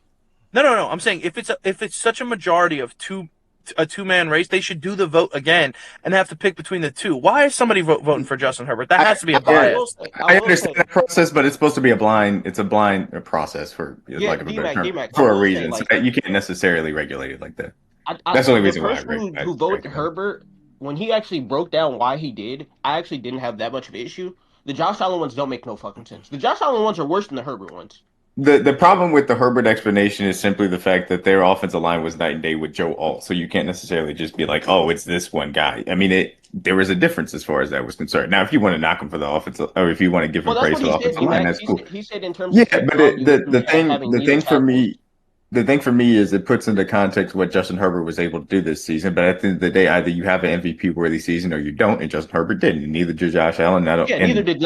I'm not going to give you credit for doing. I know what you're saying. Yeah. The logic makes more sense for a Herbert vote than 2 fucking Josh Allen ones. Yeah, I'm just never going to give a guy credit for not doing something compared to just because it was a harder pathway. That's just I don't like that argument in general. And it's not just an MVP thing; it's just in general. But I don't know. Maybe the Josh Allen votes go to Stafford or not. I don't know if I put it in here, but I did say I don't think it should have been Josh Allen, not Josh Allen. It should have just been Drake May and Matthew Stafford with votes. We should have won by but neither one of those 2 other niggas should have got votes. Being real. All right. But to the game though, Ev, you text OG too? 100%. Yeah, he called me a bitch ass nigga and tell these niggas in Discord stop talking to him. I didn't get all of that. All I got was he said what you say to me? Did you say something to Swiper when Denver was losing games? I'm like, nigga, what? Like what does the Nuggets losing got to do with the Rockets losing? Y'all don't even got the same expectations. Like they're gonna be fine. But look at the screen right here. I don't know if I can say the same for y'all, buddy. Like this is bad. Hey, Ev, you know what I sent to that nigga to make him that mad? What'd you say? A real screenshot of Sangoon's stat line, and that's what I got in response, nigga. Are you talking to me, Ev, by the way? I mean, they might not be all right. Not you, Francis. I sent him a tweet of somebody or a KD fan tweeting about Sangoon, and he responded back to me and said, OG, you so funny, dog. He said, yeah, man, just cut him. Send him back to Turkey. No, but the one thing about you got to take away from that picture in the tweet, I know it's not a good record, but the fact that they're playing that bad and still are 2 games above 500 means something, because when they play good, that means they'll be winning. But it's not real. There's no realistic pathway for them to play as good as you may be thinking. Like that's the thing. No. I ain't gonna lie to Ed, I do think Sangoon is limited defensively, but these last 2 games, the nigga legit did not look engaged. When I seen the one blow by, I don't even think it's shit with he's just a bad defender. He did not look engaged these past 2 games, and I ain't gonna lie, not too many of them niggas did. I literally said this shit yesterday when we was watching. I said 3 niggas look like they came to hoop today. KD, Bari, and I forgot who the fuck I said was the 3rd one. Wait, but Ev, hold on. If he's saying that they gonna give up on him, so that's gonna be his response for sure. So Ev, the thing is though, those stats are bad, and it's been terrible for the past 20 games, whatever. But and I understand you're doing this now because you guys like to troll OG. I'm not even. I'm legit not trolling. I'm not trolling at all. No, but the thing is, they were those stats were completely flipped in the first 20 games of the season. Then their defense was playing well, and everyone's saying, "Oh, look, Sangoon's." You remember early in the season, they're like, "Sangoon's looking like he's engaged, looking like he's playing better defense," and that was with Steven Adams. And now I'm not saying that Steven Adams is the whole end-all be-all for this team, because if that's the case, then they got bigger problems. But I'm just saying, when they had him and they were all there, they had the #1 offensive rating for a while to start the NBA. Their defense looked really good. And that was, and now they're in a slump, and it's not good. But you can't say there's no pathway to get out of it, because you saw that they were the complete opposite of this in the first 20 games. Even throughout the first 20. Slump because an adjustment has been made on the way people guard them.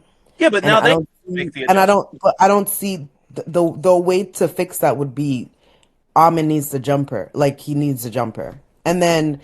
The other thing is also the thing that's hurting them, which would help a lot, would be When is Steven Adams supposed to come back? He out for the year.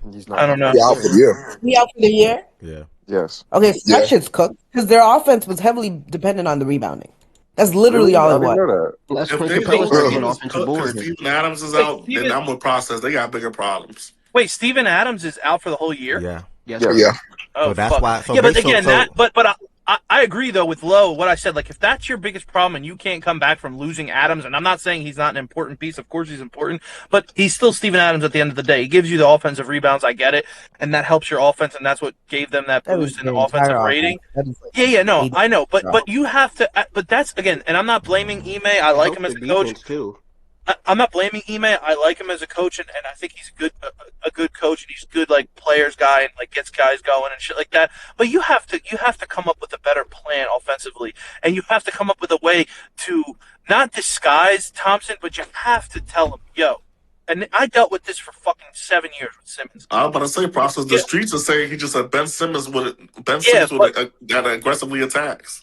Yeah, but that's what that's the problem though. He has started to get a little shy of doing it. He cannot be scared to shoot these shots, even if he fucking misses. You got to go out there and let this shit fly, because if you hit a couple, then they're going to guard you a little bit differently. Then it's going to open stuff up for you. The process. They're never going to guard him differently. But he's not incapable. He's Only not. way they're going to start guarding him differently is if he's hitting them bitches at a clip that matters. Yeah, but I'm talking about in the game. Like obviously throughout the entire season, they're going to start.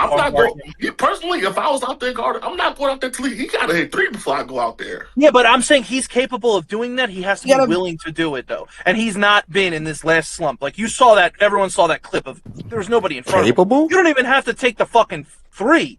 Just fucking go and attack. Go get downhill, get a foul. Don't be scared to attack and go downhill. Because that's yesterday. Yeah, I know. But in some of these games that I've been watching, he's been like less aggressive because of the whole situation that he's in right now. He can't do that, and that's on the coaching. Because a lot of this shit, like of his aggression, is like either like dunker spot, him back cutting like corner to corner, and dunker spot to dunker spot. And I ain't gonna lie, since Sengun's worst, a lot of them opportunities are not looking the same.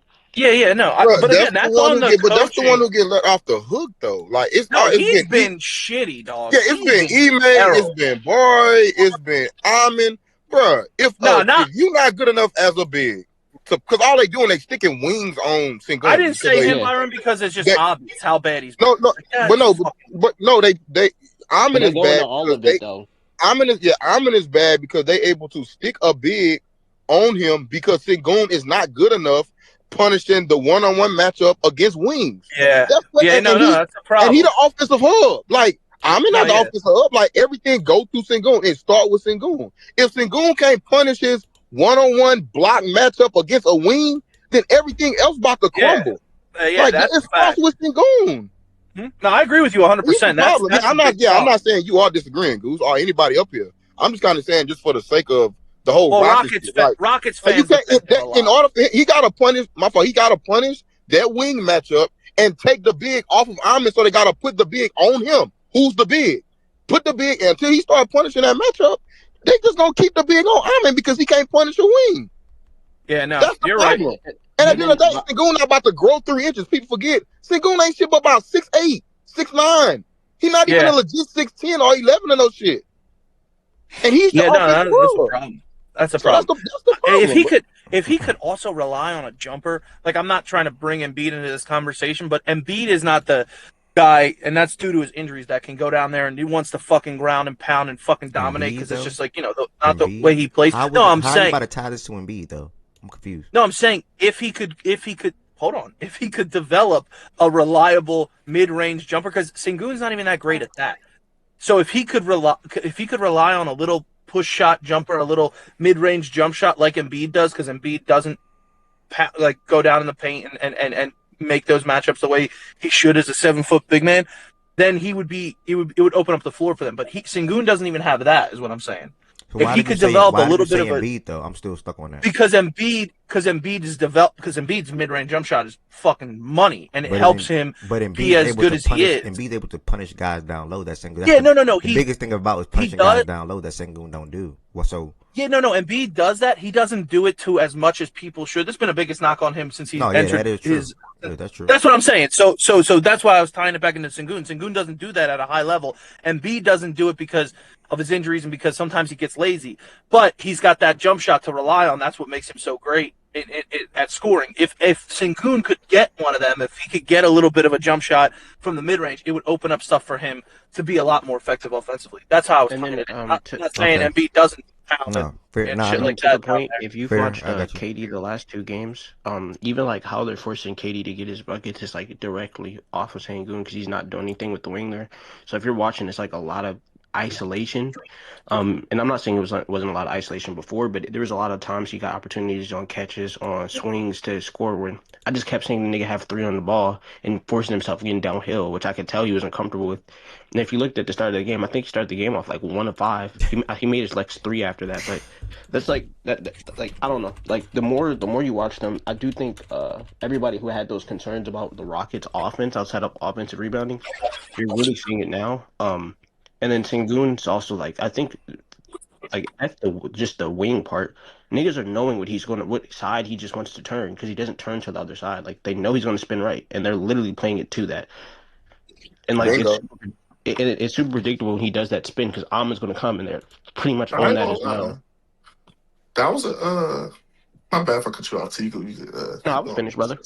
What's it called? That was a good point that Byron definitely brought up because when most people talk about the situation, I feel like everybody really harps on Amon and kind of like his shooting woes and what he has to do to punish the defense, bend the defense. It's really that Sengun point was actually really damn good, bro.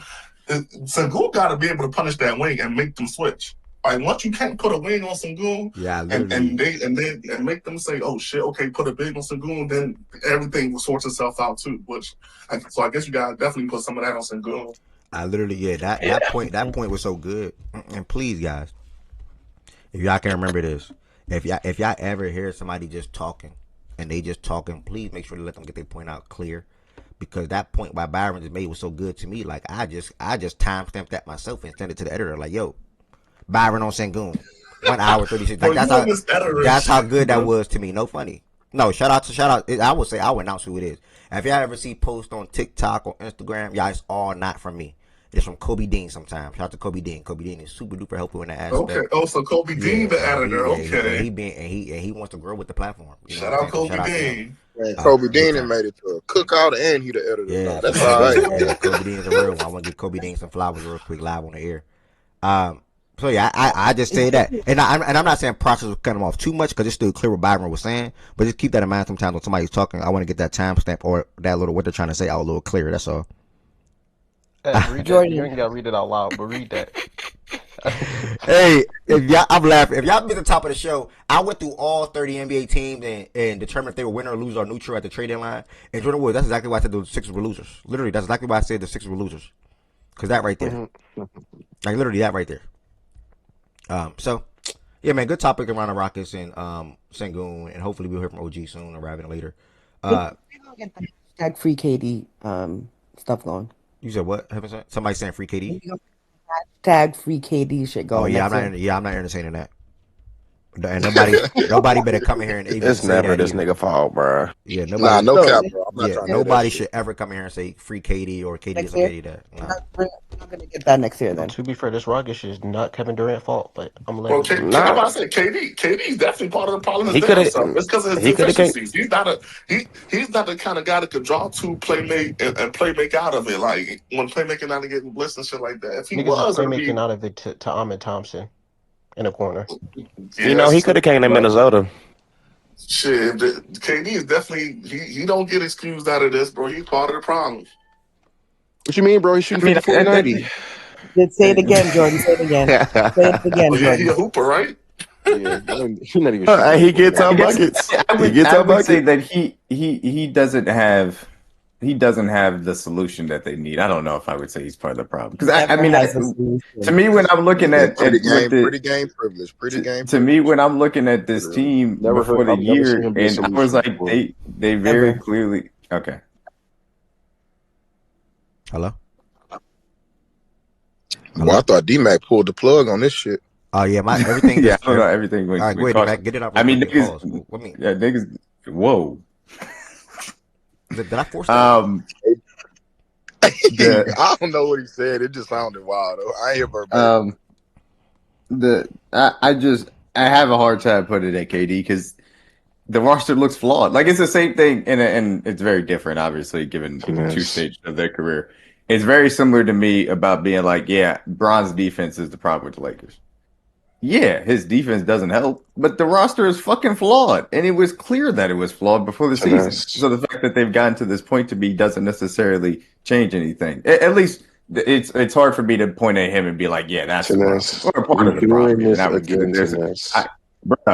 Boys, can I finish? Even bro, I knew you want to just. Y'all can go ahead. Y'all can go ahead though.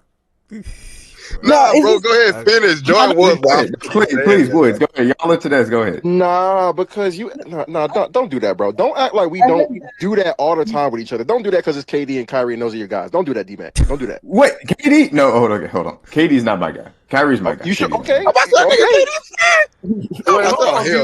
not your guy? Nah. No, KD's not my guy. He's never been my guy. Keeping it real. I've never considered myself a KD fan personally.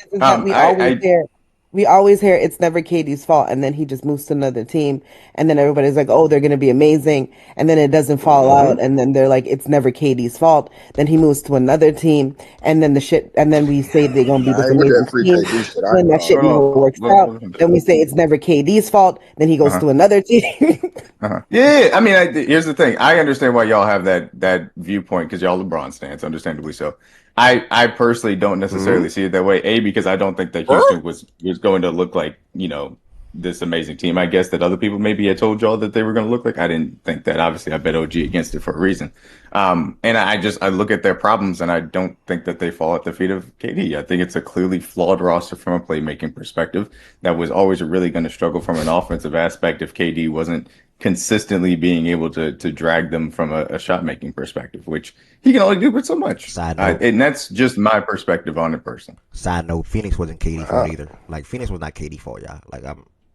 Nothing is his fault. It was not his fault. All right, you know what? That's fair. Nah, that's fair. Phoenix that's fair. That's something right. Phoenix, they mismanaged the fuck out of their team. I feel like him. Yeah. I feel like him, especially in the playoffs, for example, like not being aggressive and just sitting in the corner and stuff like that. Like, but okay, I don't know. Book was averaging 35 a game, though. I don't know. I don't want to rehash this into a obvious Tennessee and Woods have a gripe with KD throughout his career thing. I just wanted to comment specifically on the Rockets and say I don't you think the gripe just came out of thin air? Like, that's what I'm saying. You guys are looking at this from the scope of, hey, he's gone from team to team. He obviously is continuously given bail by other people that are KD people. I don't think that he's been innocent in some of the other team's failures. I just look at the Rockets and say, I don't think that it's really KD's fault of what this is looking like right now. I think that they were clearly flawed before the year, and they look like the flaws, or I should say, the flaws that I expected them to have are coming to light as they've gone on throughout the season.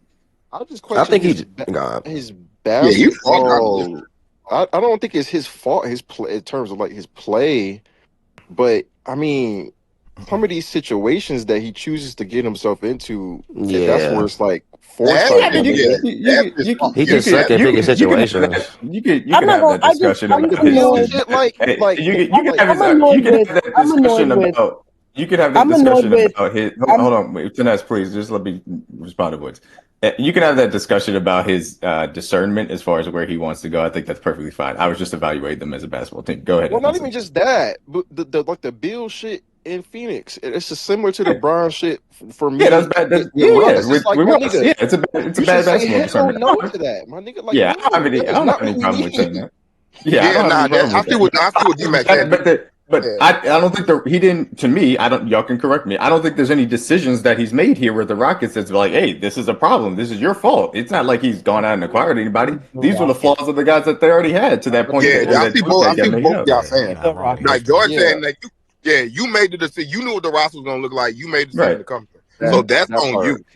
That's why I'm not saying that I feel bad for KD. I'm not going to make it seem like free KD and that shit that you guys said. Yeah, I definitely don't feel like that. Fuck that. He chose to be here. But as far as saying that it's his fault, no, I don't necessarily see that from a basketball perspective. Yeah, basketball so we can move. He's doing this thing. I was just saying, I think. No, I was just gonna say, like, when I say it's his fault, I mean it's his fault for choosing to go there. Like, he has made these decisions, and he puts himself in these situations, and then everybody's like, "Oh my God, poor Kevin Durant! Like, it's so bad. Oh my God, free him! Like, oh my gosh, poor him!" And that should blow the fuck out of me. I'm not gonna Yeah, lie. it's his fault in terms of his own career, not in terms of the Rockets. I think that was like some weak shit to me. I just don't think he's the problem with the team. That's all. OG, you got anything to say about the Rockets? Nigga, I don't know. I thought you niggas was listening to music. I thought that's what you said you was doing at 12 o'clock. Nigga, ain't that what you said you was doing? I planned on that. The stage started jumping. I gave myself now to 1 o'clock. Do you have anything to say about the Rockets while we on Sengun and KD and your offense and your team? I didn't hear what you said, so I don't know. No, I just it's not about you having to respond to things that we potentially said. Do you have anything to say about Sengun, the Rockets, Kevin Durant, and the team? Not in particular, no. Okay. No, I don't have anything to say. Y'all know you heard what I think I gave an earful yesterday. You need me to elaborate on something? Oh, what email or something? Okay, I'll just ask you a direct question, bro. Like, Sengun defense looking ass, Reed defense looking ass, Reed can't shoot the ball. How do you feel about Reed and Sengun? Thompson still being limited on offense. Anything to say there? And then still love them all. Still love them all. I ain't got a problem with now one of them. I'm not like you niggas. Yeah, I still love them all. Still ain't ready to get rid of Reed. Still ain't ready to get rid of Sengun. And I definitely ain't ready to get rid of him in. And Byron, Sengun, you would? I say Sengun. Wanted to ask about Giannis. Yeah. I don't know if that's you about to say. Yeah. OG, you still wouldn't trade Sengun for Giannis? I didn't think. I think last time we talked about this, I said I'd be willing to do that. I asked earlier. Okay. I thought you did say. Hey, what's going on? Hey, man, shut the fuck up. What's up, man? Yeah, come on in. Yeah, come on in. The dogs ain't gonna bite. Just keep walking. Come on, bro. Famous last words. Hey, and you niggas text me. I just want to clean. You said what? I want to clean this carpet right here. Right here in the front. You niggas, boy, you know what? Texting me 50 times. Chi, F, who else? Goods. Say, man, stop texting me. Y'all gonna make my wife think I'm cheating on her, nigga. Yeah, just this carpet right here. Just clean that right here. You do have to give me your number, nigga. Me 50, I'm still looking at my phone, nigga. Call me, man. You said niggas can't call you. I had your number, nigga. You said niggas can't call you after the game, though. Yeah, but y'all text me 100 times, and that's another thing. Hey, bro, they seen Good's name pop up, and she was like, "Who the fuck is Goods?" Shit, put it all on one time. I'm gonna have to keep looking at my phone. But Byron, back to your question. Man, right she know what it is by now. She know what it is by now. Shout out to your wife, man. She so Byron. Yeah, I wouldn't be a part. See, this is my and I gotta keep telling you niggas the same old thing over and over. I'm not married to a player. There we go. I like every nigga until they give me a reason not to like them, and I'm not there with Sengun and Amin and Reed because y'all are there. I got that. I was a big Ime fan. I'm out. I was a Jabari fan. I'm out. I was a Jalen Green fan. I'm out. Eventually, I might get there. I don't have a problem getting there. I don't love now player. I'm married to my team. I tell y'all that it seems like every 2-3 weeks now. Mm-hmm. I'm just not there just because y'all there. I'm not there yet. You asked me last week about Sengun making an All-Star game. What'd I tell you? He don't deserve to be there. Based on how he been playing lately, he don't deserve to be there. So I'm not afraid to say that. I'm not married to Sengun. I'm not one of these niggas. I'm not like y'all. That's what y'all do. You married to a player, no matter how they look, no matter what they look like at any point in their career, y'all stay down no matter what. I don't do that. I move on. And at some point, if he sucks it up, I have no problem saying, yeah, I'm good on Sengun. If it gets there. But for me, I'm not there yet. Y'all might be there right now. I'm not. All you niggas send me the same thing about Ime saying that, yeah, they've been hunting him since he been there. What did you expect him to say right there? Like, I was lost. I'm like, what did y'all expect him to say? They have been hunting him. Don't you hunt the mismatch on every team? Don't you hunt the guy that you think is the weakest defender on the team? Yeah, they've been hunting him. So what?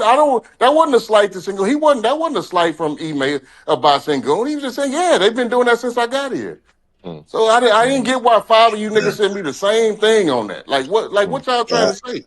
Ev, I didn't know if you wanted to. Wow. Because I know you said you wanted in that one, but I'd have loved to like kind of because he said he wasn't here, so I kind of love to like rehash or like bring up my little take what I said about the offense because this defense, all right, yeah, whatever. I mean, it's gonna Sengun gonna have his moments. Hell, Jokic have his moments right now. Like bigs like that's gonna have their moments where they just getting attacked and cooked on defense. That is what it is.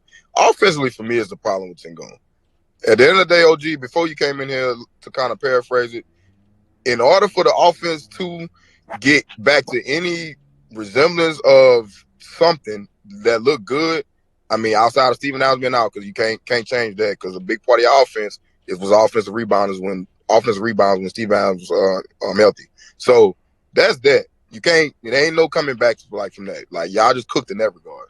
But in regards to Sengun being an efficient scorer, that is a big problem. In regards to him not being able to punish that wing matchup 1-on-1, because you able to put the big on Amin because Sengun can't punish his 1-on-1 wing matchup. That is a big problem. Okay, and my rebuttal to that is I've seen him punish them before. So for me to think that he just lost his ability to do that, I don't agree with that. If I've never seen it, I've never seen him punish a mismatch, punish a wing, punish a big, if I've never seen him do that, I stand with you. But since I've seen him do that, and I got data that I can recollect on and say, yeah, I've seen him do that, so I know he can. So for me, I'm not ready to say that just based on that. Because I got the data. That's fine if you feel like he's gonna get back to punishing it. My thing, I ain't, because I never said whether or not he would. I was just saying that's problematic currently, right now for y'all. Is him not being able to punish that matchup. Now, whether or not he can get back to punishing the matchup, that's what we're gonna eventually find out. And I ain't mad at you for saying like you feel like he can. But I'm saying right now, that's a problem. That is arguably, in my opinion, y'all biggest problem. Because he's the offensive hub. Everything he's not. No, he's not. They don't use him as a hub. That's not how they use him. He ain't used as no hub. So I can't let y'all do that. I can't let you say right now they use him as a hub, and his inability to hub in an efficient way is affecting the rest. Well, no, his ability to score in an efficient way forget hub as a focal point of the offense from a scoring perspective. Him not being able to score is a big ass problem for y'all. Okay, you know what you get out of Amin. Like Amin has never been able to shoot. Never. Sengun has been able to, like you say, punish matchups on the post, and he have not been doing that. And that's why and you say he ain't been able to do that. How long a stretch you talking about? Because it's been for the better half of the year he's been able to do that. So I'm saying this funk right we can agree there. Yeah, just this funk. This funk right here. Yeah. But do you know what he is in that regard though? Like as a player, because I know the stretch of the beginning of the year that's great. Yeah, just like he 100%. Overall, though, do you know what level he is at being able to do that consistently? Do we know that yet? Hold on. What you say? I'm sorry. I'm letting somebody in my house.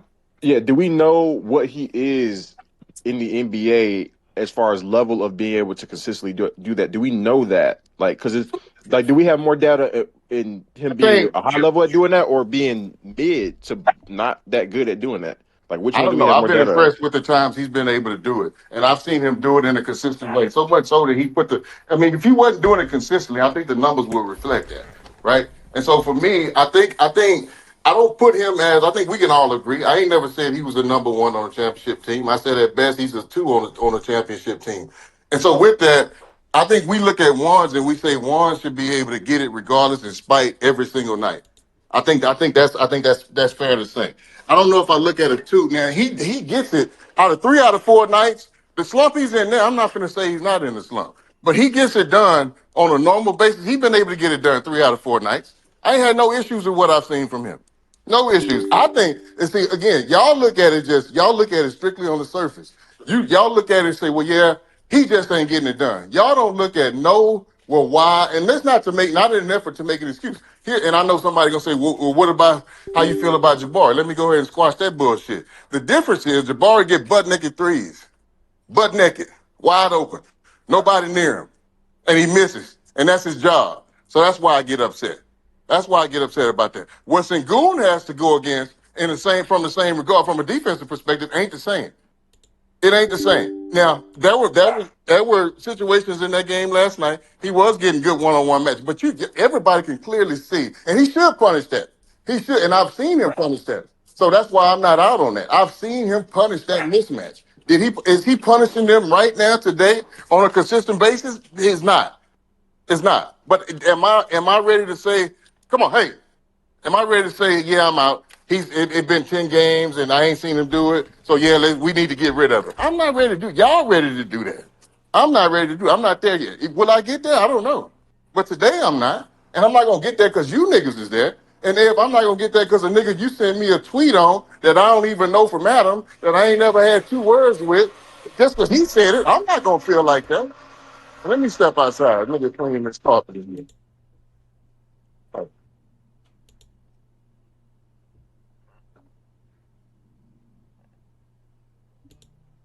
Yeah, I'm not gonna get there. Just nigga tweet me somebody, nigga, I don't even know that said something about the Sengun or my. I don't, nigga. Why you sending me that? I don't know that man.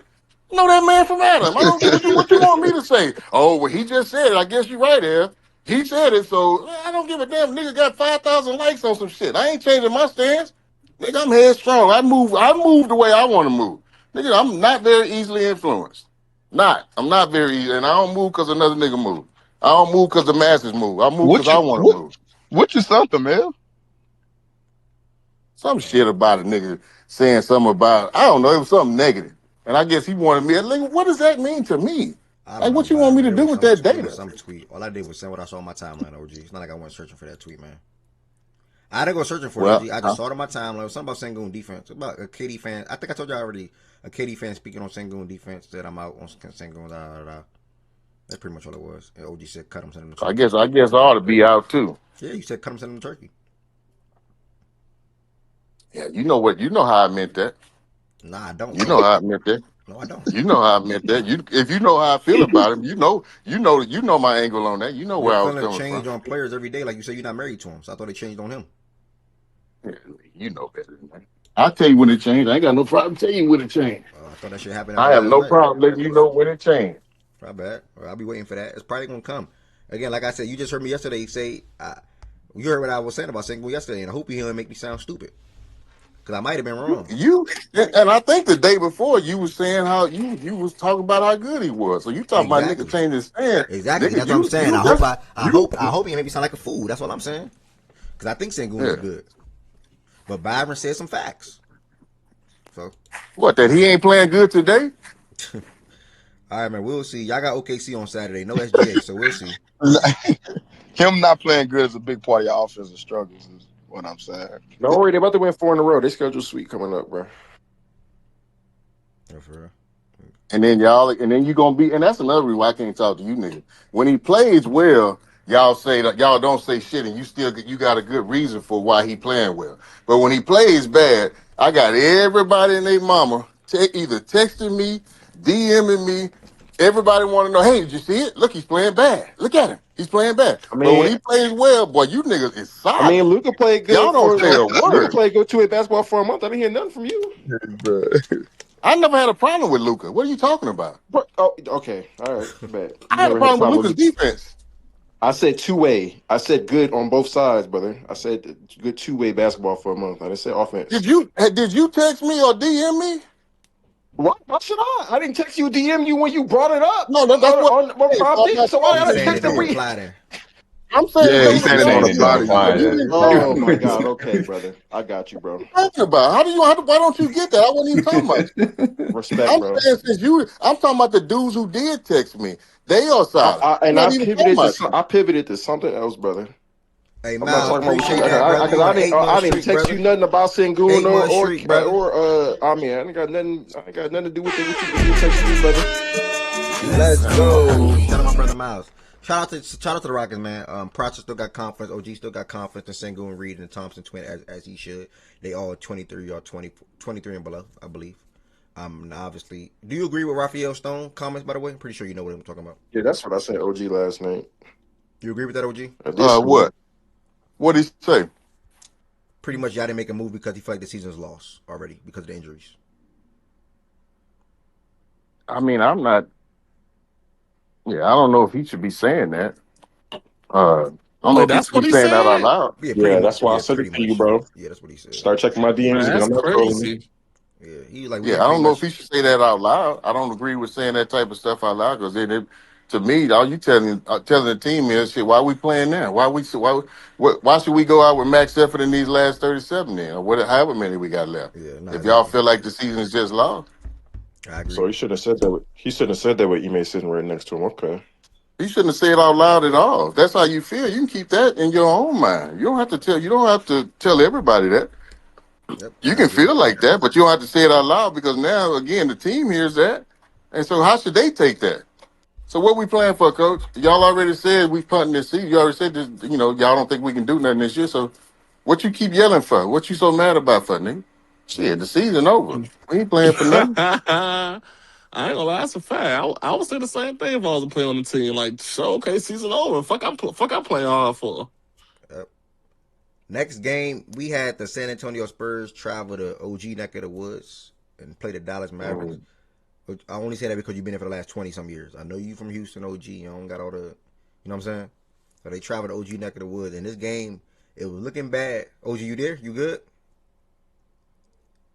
I'm straight, nigga. I'm waiting on this nigga to get through my carpet. Got me sitting outside on this patio.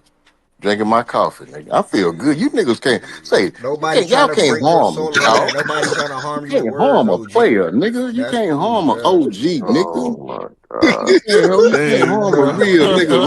A thorough nigga, nigga. You can't, nigga. As long as that tone change, I'm good. Your tone changed. On the Rockets, your tone for sure. When did my tone change? Oh, it changed for sure. When did my tone change? It changed for sure. What you talking about? Trust for sure. It changed. What you talking about? My tone ain't changed. You don't think y'all finishing the top 3 in the West. That is the fact. You don't think y'all winning, having a better record than the Spurs. That is the fact. And you definitely don't think y'all having a better record than the Rockets. OKC. That is a fact. And you don't think y'all going to the conference finals. And if you don't think that, you should. I don't know. Okay. If you don't, you should. Let me clear that. Let me clear that because you have a habit of taking a little bit of information and then you'll devise what you think a nigga saying by that. So the regular season team, I don't think we're gonna do shit in the playoffs. First off, because I don't think we're good enough to be able to adjust in a 7-game series. I said something like that. That's a tone change. Cool. In a regular season, I still think I'm not coming off us being a top 3 team. I'm not coming off of that. I think we can beat anybody in the West. I think we can beat anybody in a 1-game set. And it's in the regular season, not the playoffs. Now the playoffs, when it starts to get dicey, when you got to be able to adjust on the fly, game to game. Yeah, I don't trust the man at the head to be able to pull those kind of strings. Bingo. So you're still confident in the rest of the regular season. Now look at this screen right here. Whenever you get a chance, obviously you may have to zoom in. I had to look twice to make sure, but this is the Rockets' offensive ranking. This is 2026. 29th in point per game, 29th in field goal percentage, 30 for three-point percentage, 30 from free throw percentage, 29th in assists, 30 from true shooting, 26 in offensive rating, 11-9 record. And then on top of that, you don't believe in the head coach that's leading this bunch right here. Why are you still confident the rest of this regular season then, OG? With these stuff right here on the screen? Because in spite of all that, we still sitting where we sitting. Okay, let me see where that is. Hold on. They tie with us, but they got the tiebreaker. They 4th. Okay, so despite all that, it's still. You can't, nigga. I'm good, nigga. All right. Good luck, man. Nigga, good luck. I should have been a lawyer, nigga. I should have been a lawyer, nigga. If I'd have went to school, nigga. Good luck. Yeah. Good luck. Because a couple weeks ago, a month ago, you was preaching conference finals. You was preaching conference finals. You was preaching over Minnesota. You was preaching over LA. You was preaching over San Antonio. This is a fact. You act like you act like you just said something. Absolutely, and then I got more data, nigga. Yeah, and I know for sure you don't feel that way now. Yeah, that's exactly how I felt at that time, and then I got more data on my coach, and I'm not. Wait, hold up. I know you ain't changed on us, right? Or Minnesota, right? What you talking about? Because he mentioned 3 teams, right? Then you just mentioned the Spurs. So I'm saying, like, what data you changing in terms of which teams? Like what? I'm saying data as far as it relates to our overall my conference finals expectations. Man, are you picking the Rockets over Minnesota or the Lakers in the playoff series? That's what he's asking you. Yeah, I'm not worried about. I still ain't worried about the Lakers. Okay, to be honest. So you like Minnesota over y'all? I still ain't worried about. So you like Minnesota over y'all? Minnesota just made a tough move. That makes them better. They were already good defensively, and I think that makes them a lot better defensively. Hey, this man is a comedian, dog. Where's Chance? This man is a comedian. This is a walk back from hell, dog. I ain't gonna lie. He said. I asked him that yesterday, I think, and he kind of alluded to it when Tez was here, and Tez was like, "We know what he mean, but he not gonna say that because I'm here." Okay, so Tez heard it. Okay. All right. So next, San Antonio Spurs got the win 135-123. This game got close because Cooper Flagg and Najee Marshall play out of their minds. Specifically, Cooper Flagg, 4th straight 30-point game, youngest player in NBA history to do so. He is on a AI / Michael Jordan like tier. He's the first rookie since Michael Jordan. The first rookie since Michael Jordan in 1985 to record 4 straight games with 30 points and 5 rebounds. And he's also the first rookie since Allen Iverson in 1997 to record 150 plus points in over any 4-game span. So, yeah, man, Cooper Flagg is on a mission right now. He's not going to let up. He's super duper comfortable with the ball, playing without the ball, and just making himself be involved in the game, and also his teammates as well. Najee Marshall followed up his 32-point game that Cooper Flagg had with a 30 ball, and that's what led them to keeping the game close, particularly in that second half when they marched back. But De'Aaron Fox, Wemby, Castle, and company, they all helped San Antonio go on a late push to end the game, ultimately to get that win by double digits. So it was much closer than what the score is indicating. Oh, well, not necessarily. But Dallas made it a close game for like a 5 to 10 minute stretch late in the third, early in the fourth quarter as well. But San Antonio held them off like the last 5 minutes of the game. So shout out to San Antonio for that victory. Really damn good team that the Spurs have, man. I ain't gonna lie. As far as the Mavs, slowly but surely, like you see the vision, you see what Cooper Flagg is going to be. These should be the top 2, 3, 4 players in the world in the next 5, 6 years. However you want to do it, 4 to 5, 6 years. Not in the order you think it's going to be in. Hey, what that mean? What you mean? What do you mean, bro? Flagg will be better than Wemby. I'm saying it's not. Why isn't it possible? That's all. No, I'm just asking. Is that what you saying? I think it could be a year where that happens. Maybe not over the course of their whole careers, but I think that could happen. Like there was a year to them, like there was a year to some people where KD was better than Brown or Steph was better than Brown. You saying something like that? Nigga, what? No, that is a thing. When Steph unanimous MVP season, there's a thing that he was better than Yeah, Brown. KD had a year, and then Steph had like half a year. But What? But why should I say something crazy though? That was actually a That thing. shit never actually happened. People just say shit. People was saying it. If you talking about people saying it, or that's what I said word for word though, Byron. I literally said oh, that. Yeah. But Jordan saying that it will actually be. You did say that. Jordan saying it'll actually be true. Then Jordan will be as them people that's saying that. That don't mean it's going to be true. Like it could. But he's saying that it could be something that. Man, I don't give a damn what you saying. Steph was better than LeBron that year. Facts. And that is a fact. He was. Yes, he was. I always say he was better for them 6 months. I don't know why they have a problem saying that. Yeah, he was 100% better that year. Man, Steph was. Man, fuck that playoff run. I got you. No, yeah, I said he had 6 months. He had until the. Yeah, but the year includes the playoffs, and that man for that year was not better than LeBron James. But I said, well, you talking to Ed, but I said 6 months. Man, you know what I was talking about. I was talking about the regular season. He was better than him in that regular season. That is a fact. That's what I'm talking about. When I say unanimous MVP, you win MVP off the regular season. He was better than him that year. But having said, this is why the thing that I've been saying about Cooper Flagg this week, in particular, and you know, it might be sounding crazy to you and whatnot, but. That it did not sound crazy to me. This is the type of player that you should like, though. Like, you should become a Flagg fan. I ain't gonna lie. You should. I said I like him. He makes me a lot of money. I don't know what else. Nah. You should be one of your guys, though. Like, you know how right now with Bron and the Thompson twin, who you don't even talk about no more for real. Like, you should throw Flagg in that little ballpark. Well, I got whoever gonna join. Y'all got to the end of the month. Like, train leaving the station. So, I got like 20-something days, bro. I've been trying to put you on. Or maybe Byron, bro. Byron about to go out of there, Byron. You don't got no up-and-coming young guy, bro. Go to Flagg. I ain't gonna lie, Byron. Bro. I'm a black brother from the rural South. Okay. Not my favorite player will not. Yeah, God bless. Okay. You're damn sure ain't gonna get me to say it this month, nigga. What's wrong with you? Real quick though, can we say like stop doubting Jason Kidd's plan? Oh yeah, I spoke on that top of the show. I spoke on like an hour. I spoke like an hour ago. 100%. Because I'm not doing that because the other part of the plan was not just only putting him on ball, as who you had in the lineup with him. Like That was the other part of it. So if you would have put him on ball and the court was more spread out, you wasn't trying to force too big because AD only wanted to play the 4, then yeah, cool. But having to play point with a clunky court makes no sense. That stunts his development. It undermines the plan. No, I'm just saying this like the third time, like the third dude Jason Kidd did that with, and like people was doubting it. Like I literally, like when DeMarcus Cousins on their show was saying it and stuff like that. Like I was arguing with people in the comments. And even to back up T Money a little bit, the doubt came initially from the summer league, bro. And like everybody was like, nah, why are you? And I'm like, bro, like that's a smart thing to do. Like in my opinion, and what I feel like, and I said this like hour ago, so I can't quote it word for word, but I think a lot of what Kidd did, and you got a good point with the lineup thing, but a lot of what Kidd did in the summer league and preseason and early in the regular season with Cooper Flag operating as the point guard, bro, I think that, and granted, he's already good regardless. He's already good with the ball regardless. But I think that helped him even be better now and what he is like late in January, early February, and how he's operating on and off the ball and making all these decisions quickly with the ball and things like that. I think all that, it took time. It's going to continue to take time, but it definitely helped to had a positive impact on Cooper Flag, more so than a negative impact when it comes to him operating as a point guard. In the summer league and early. Yeah. I agree with that.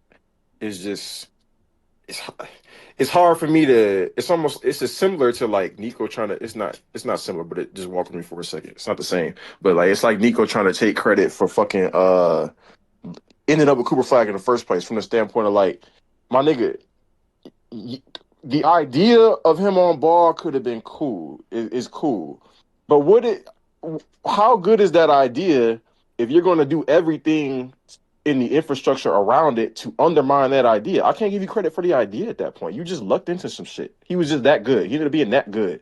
You had to fuck. Their lineups had to fuck up. Their lineups had to fuck up enough for you to say, maybe I shouldn't have Clay out there because he's a fucking cone and is not really shooting well. Maybe I shouldn't have for a guy who I'm trying to have learn on ball and be able to make these reads. Maybe I shouldn't artificially muddy up the court because I'm trying to just and the other thing, it took injury for them to do that too. I don't even know if they would have went away from the two bigs. It took injury for them to go away from what they were going to do anyway. So who's to say that plan would have even worked to the extent that it did if they never got hurt? He was going to continue rolling out two bigs, Cooper Flag, fucking PJ Washington, and whoever the fuck else. They started playing well when those guys got hurt. It started looking a little different. The court was more spread out. The plan started to look a little better. And then he made the appropriate lineup change when those guys came back. But that shit wasn't looking good. That shit was ass till them guys got hurt. When I was getting into that discussion, it was before, like, it was early, like before we even really saw too much of what it was going to look like. I was just going to say, if you're not going to win anyway, we already seen it work with Giannis. Like, why would you just doubt that off the rip? Was my point with a lot of people. If you're not going to win anyway, which you wasn't, I don't think they ever really were trying to win because you knew Kyrie was going to be out most of the year. Why not? I guess my rebuttal would be why. I am surprised a little bit to me, when I watch Cooper, he has so many already go-to moves that he can get a bucket on damn near every time he do it. He got at least probably 3-4 moves I see him consistently go to. And that's the other thing, T-Money.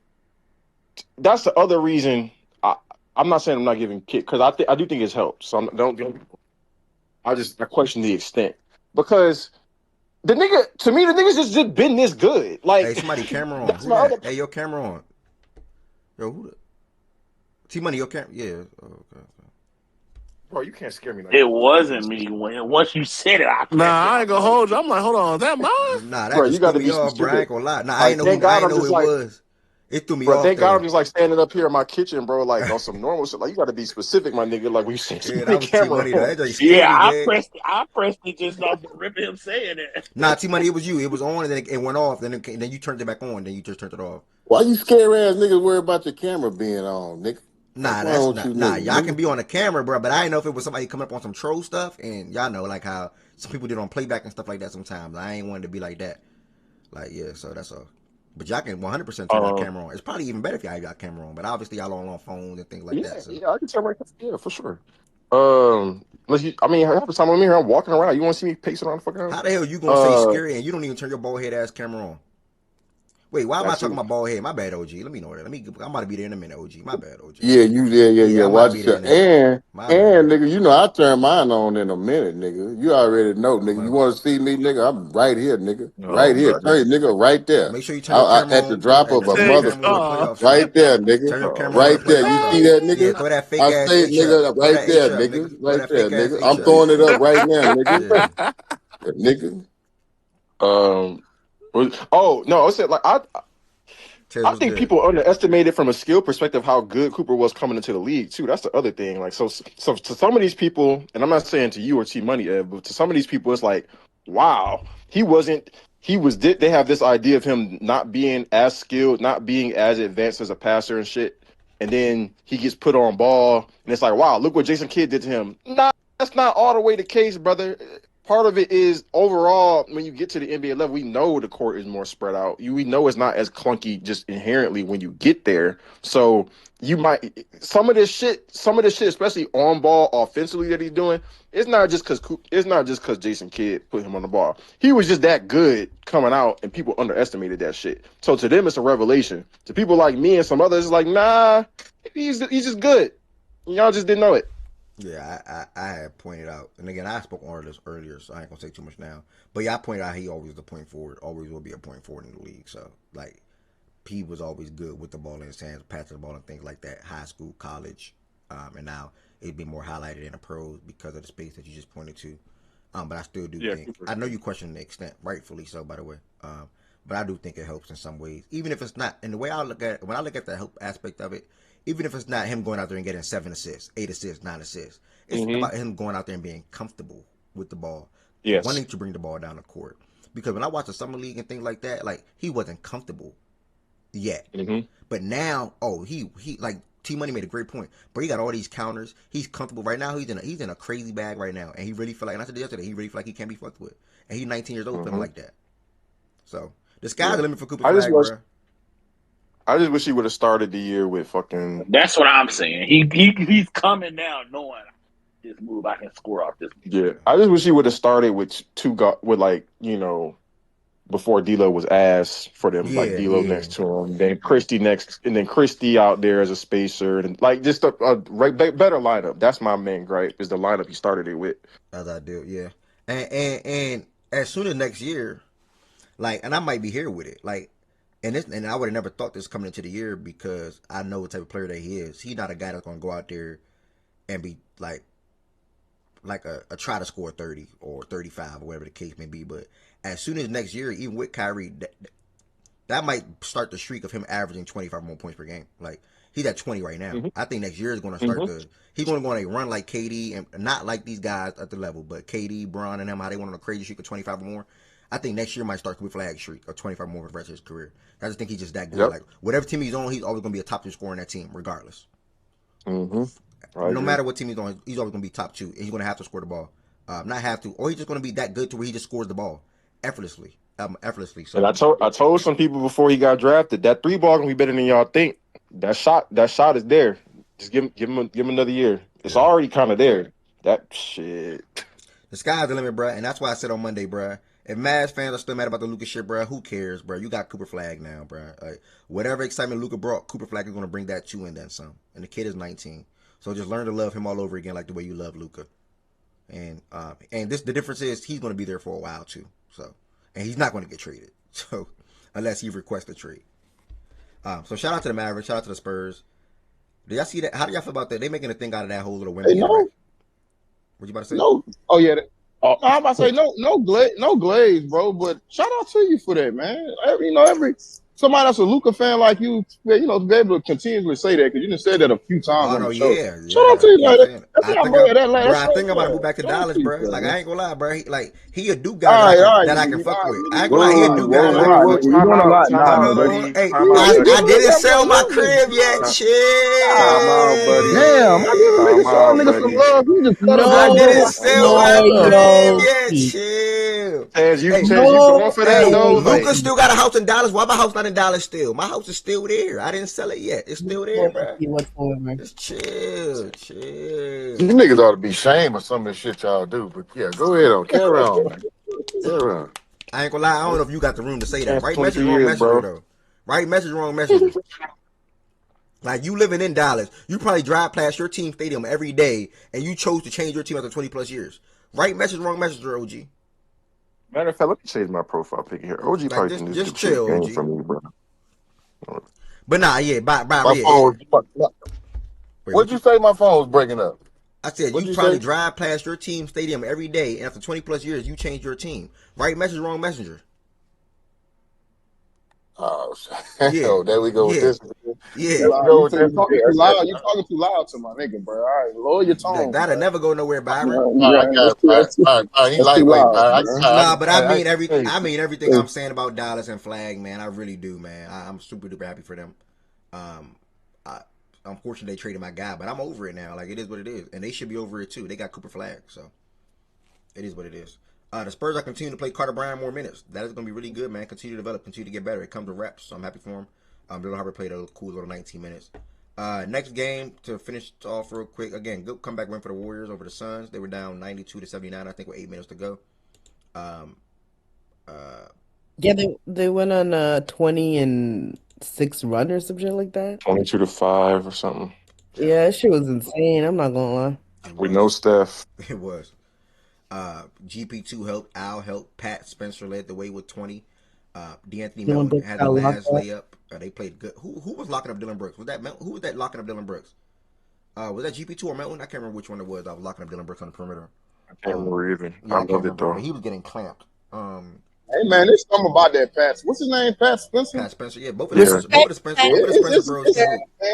They both. Yeah, it's something about him. I don't like him being able to hoop, bro. Some of that shit don't sit right with me, bro. I don't like how he look. It's something. I'm sorry. Him and his brother can hoop, man. They both can hoop, man. I don't like that. I don't like that shit, bro. Paused up the game early. On the Sun side of things, man, it is what it is. They're waiting on Booker to come back, who's should be back sooner rather than later. And obviously, Jalen Green is still dealing with that hip injury as well after he fell, so he'll be back soon. Him and Booker might return at the same time. But they're having a good season. Nothing really bad to say there. Last but not least, I was pissed watching the game in the first. It is one thing to say that. He think being the best player on the team easy. Dylan Brooks, he about to get out. The Suns would have won if Dylan Brooks would have shut the fuck up, though. Next game, I was upset watching the first half at least. At some points, I was like, man, what the hell, and B was playing so damn good, bro. And me and BJ felt like he was going to cook, and he did that literally all throughout the game up until I probably think he slowed up in the fourth quarter. But the Lakers were on a crazy run,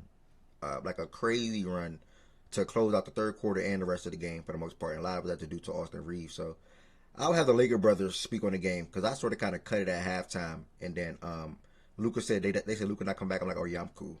I was cool. The Sixers are a bad third quarter team, and apparently they're even worse fourth quarter team. So I expected them to us to be able to get back in the game. I don't know how Embiid scoring normally goes because I don't watch every Sixers game, but I'm gonna venture to guess and say this is how it kind of happens a lot of times, where he had 30 for like the first 2.5 quarters, and then he was nowhere after that. Yeah. Respectfully, he wasn't on shit. He scored 4 or 5 points the rest of the last 16 minutes of the game. They started to double. They started doubling, and they also play a lot of him and Maxey also play a lot of minutes. So I wonder if there's something to them wearing down because he played 40 minutes. I was surprised he played as much as he did. I think he played 40 minutes. Because he played the first quarter, a whole first quarter. He might have sat towards the very end of it, but then he was on the court to start the second quarter. I was like, what the fuck? I thought this nigga was still trying to get worked in off of injury. I know he's been playing regular minutes recently, but 40 minutes is still a lot. I know he's been playing 40 minutes, a higher 30 minutes, quite a bit lately. He played 39 last night. Maxey only played 37 because he was in foul trouble. He probably would have played 40 himself. So you got to monitor them guys' minutes. It seemed like they kind of wore down at the end of the game as the game went on. But hey, you good? My bad. No, I was just saying. Only I was gonna say is. Wait a minute. Go back to the minutes. Okay, Reeves, Colt. Jeez. Reeves was good. Yeah, In the what you want to know? Reeves picked it up in the second half for sure. He did. Brown was Brown's worst game of the season easily. Worse than the 8-point game. It was terrible. Whole time. That nigga was Jake LaRavia when LaRavia beat ass. Yeah, I don't know why he don't catch and shoot threes no more. Bro, I don't know, bro. That shit was pissing me off. It's weird. It's weird because like nobody was really shooting catch and shoot threes. Like whenever they pass it to somebody on the perimeter, they just put the ball on the floor. Yeah, to get a Bron need to do it. Fuck all that. I don't give a damn. LaRavia could not do it. Smart cannot do it. Nigga, shoot the ball, nigga. Fuck that. Like they'll pass to LeBron and to do a catch and shoot, and he doesn't care. He'll dribble and then pass it to the corner to Vando, and then pass it to the corner to Vando. Like, bro, niggas, yeah, bro. I'm like, what? That shit was blowing the shit out of me. And like nobody closes out to Vando. It's just nobody cares. Then he shoots it and breaks, and then we move. That shit was funny though. But no, I think because in the first half, like Embiid, if I remember correctly, Embiid had a lot of like one-on-one possessions, so he was cooking a lot. And then the second half, that's when they started to throw multiple bodies on him, like trapping him and stuff like that. So he kind of struggled with that. And then the runs actually started happening. I always do that with his big goof ass, though. Yeah. The run started when Embiid went to the bench, and then Austin was just hitting some what the fuck threes. Like, it was kind of insane. I'm not gonna lie. And then Marcus Smart hit a couple threes that was big for them. And then at the end, VJ hit the most bullshit three I've ever seen in my life. I'm not gonna lie. Like, I don't know. Oh, the leaner, yeah. Oh yeah. Bullshit three I've ever seen. Yeah, but they were able to close out. I don't know. The Lakers. You saw that clip last night, Ev, in the chat. Go ahead, Smith. The Lakers, like they just, no matter who's on the floor, like they just. I do want to shout out Bron though, because when they started to go on that run for that stretch, when Embiid wasn't on the floor, like Bron was a big reason why they cut that lead. And I think they tied it. I'm not too sure. Bro, this was so set. This was awful. That was a really, really good stretch for Bron. I'm not gonna lie. Look at this, bro. Yeah, he has no handles anymore. It's not. It didn't go just like this. But one thing that got me mad yesterday, because again I was keying on the first half a lot, bruh. LeBron grabbed the rebound with like 28 seconds to go. Y'all know exactly what I'm talking about. Bro, why you didn't just wait for one shot? Like, just take the last shot. This man then chose to just try to run into the basket, lose the ball, and just. I'm like, bro, I don't know why. It made no sense. You gave Philly opportunity. I don't know if they even scored, but you gave Philly opportunity to score the ball. Did they score?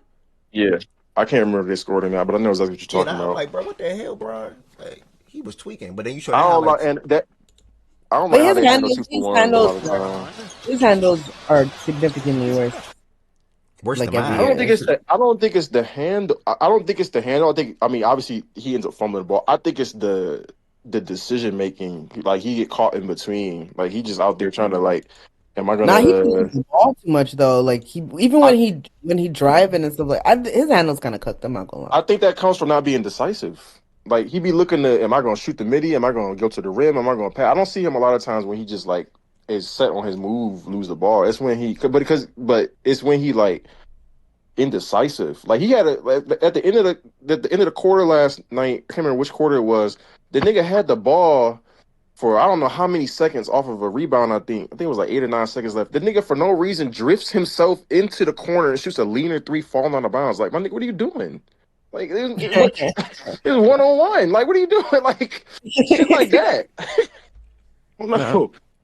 But it was a good game though. I'll shout out Austin Reeves. He's a big reason why they came. Like Bron for that stretch was really, really good. For that small stretch where they cut the lead, and I don't know if they tied it or whatever, but I think it was like in the third. Yeah. When at the end of the third-ish, when Embiid was sitting, like he was really good at that stretch. Yeah. So. And then like he got stops. He finished in transition. Like he made good passes. Like he looked old Bronish. And then Austin Reeves just closed it off with his ridiculous shot making. I'm not gonna lie. I see how people who face Luka feel, because some of them Embiid calls are crazy. Yeah. Like they're legit. Like that's not real hoops, bro. Like there's one where Laravia was legit standing, he didn't even lean into him. He just was standing right. Bro, like what? He pushed out his chest a little bit. Bro.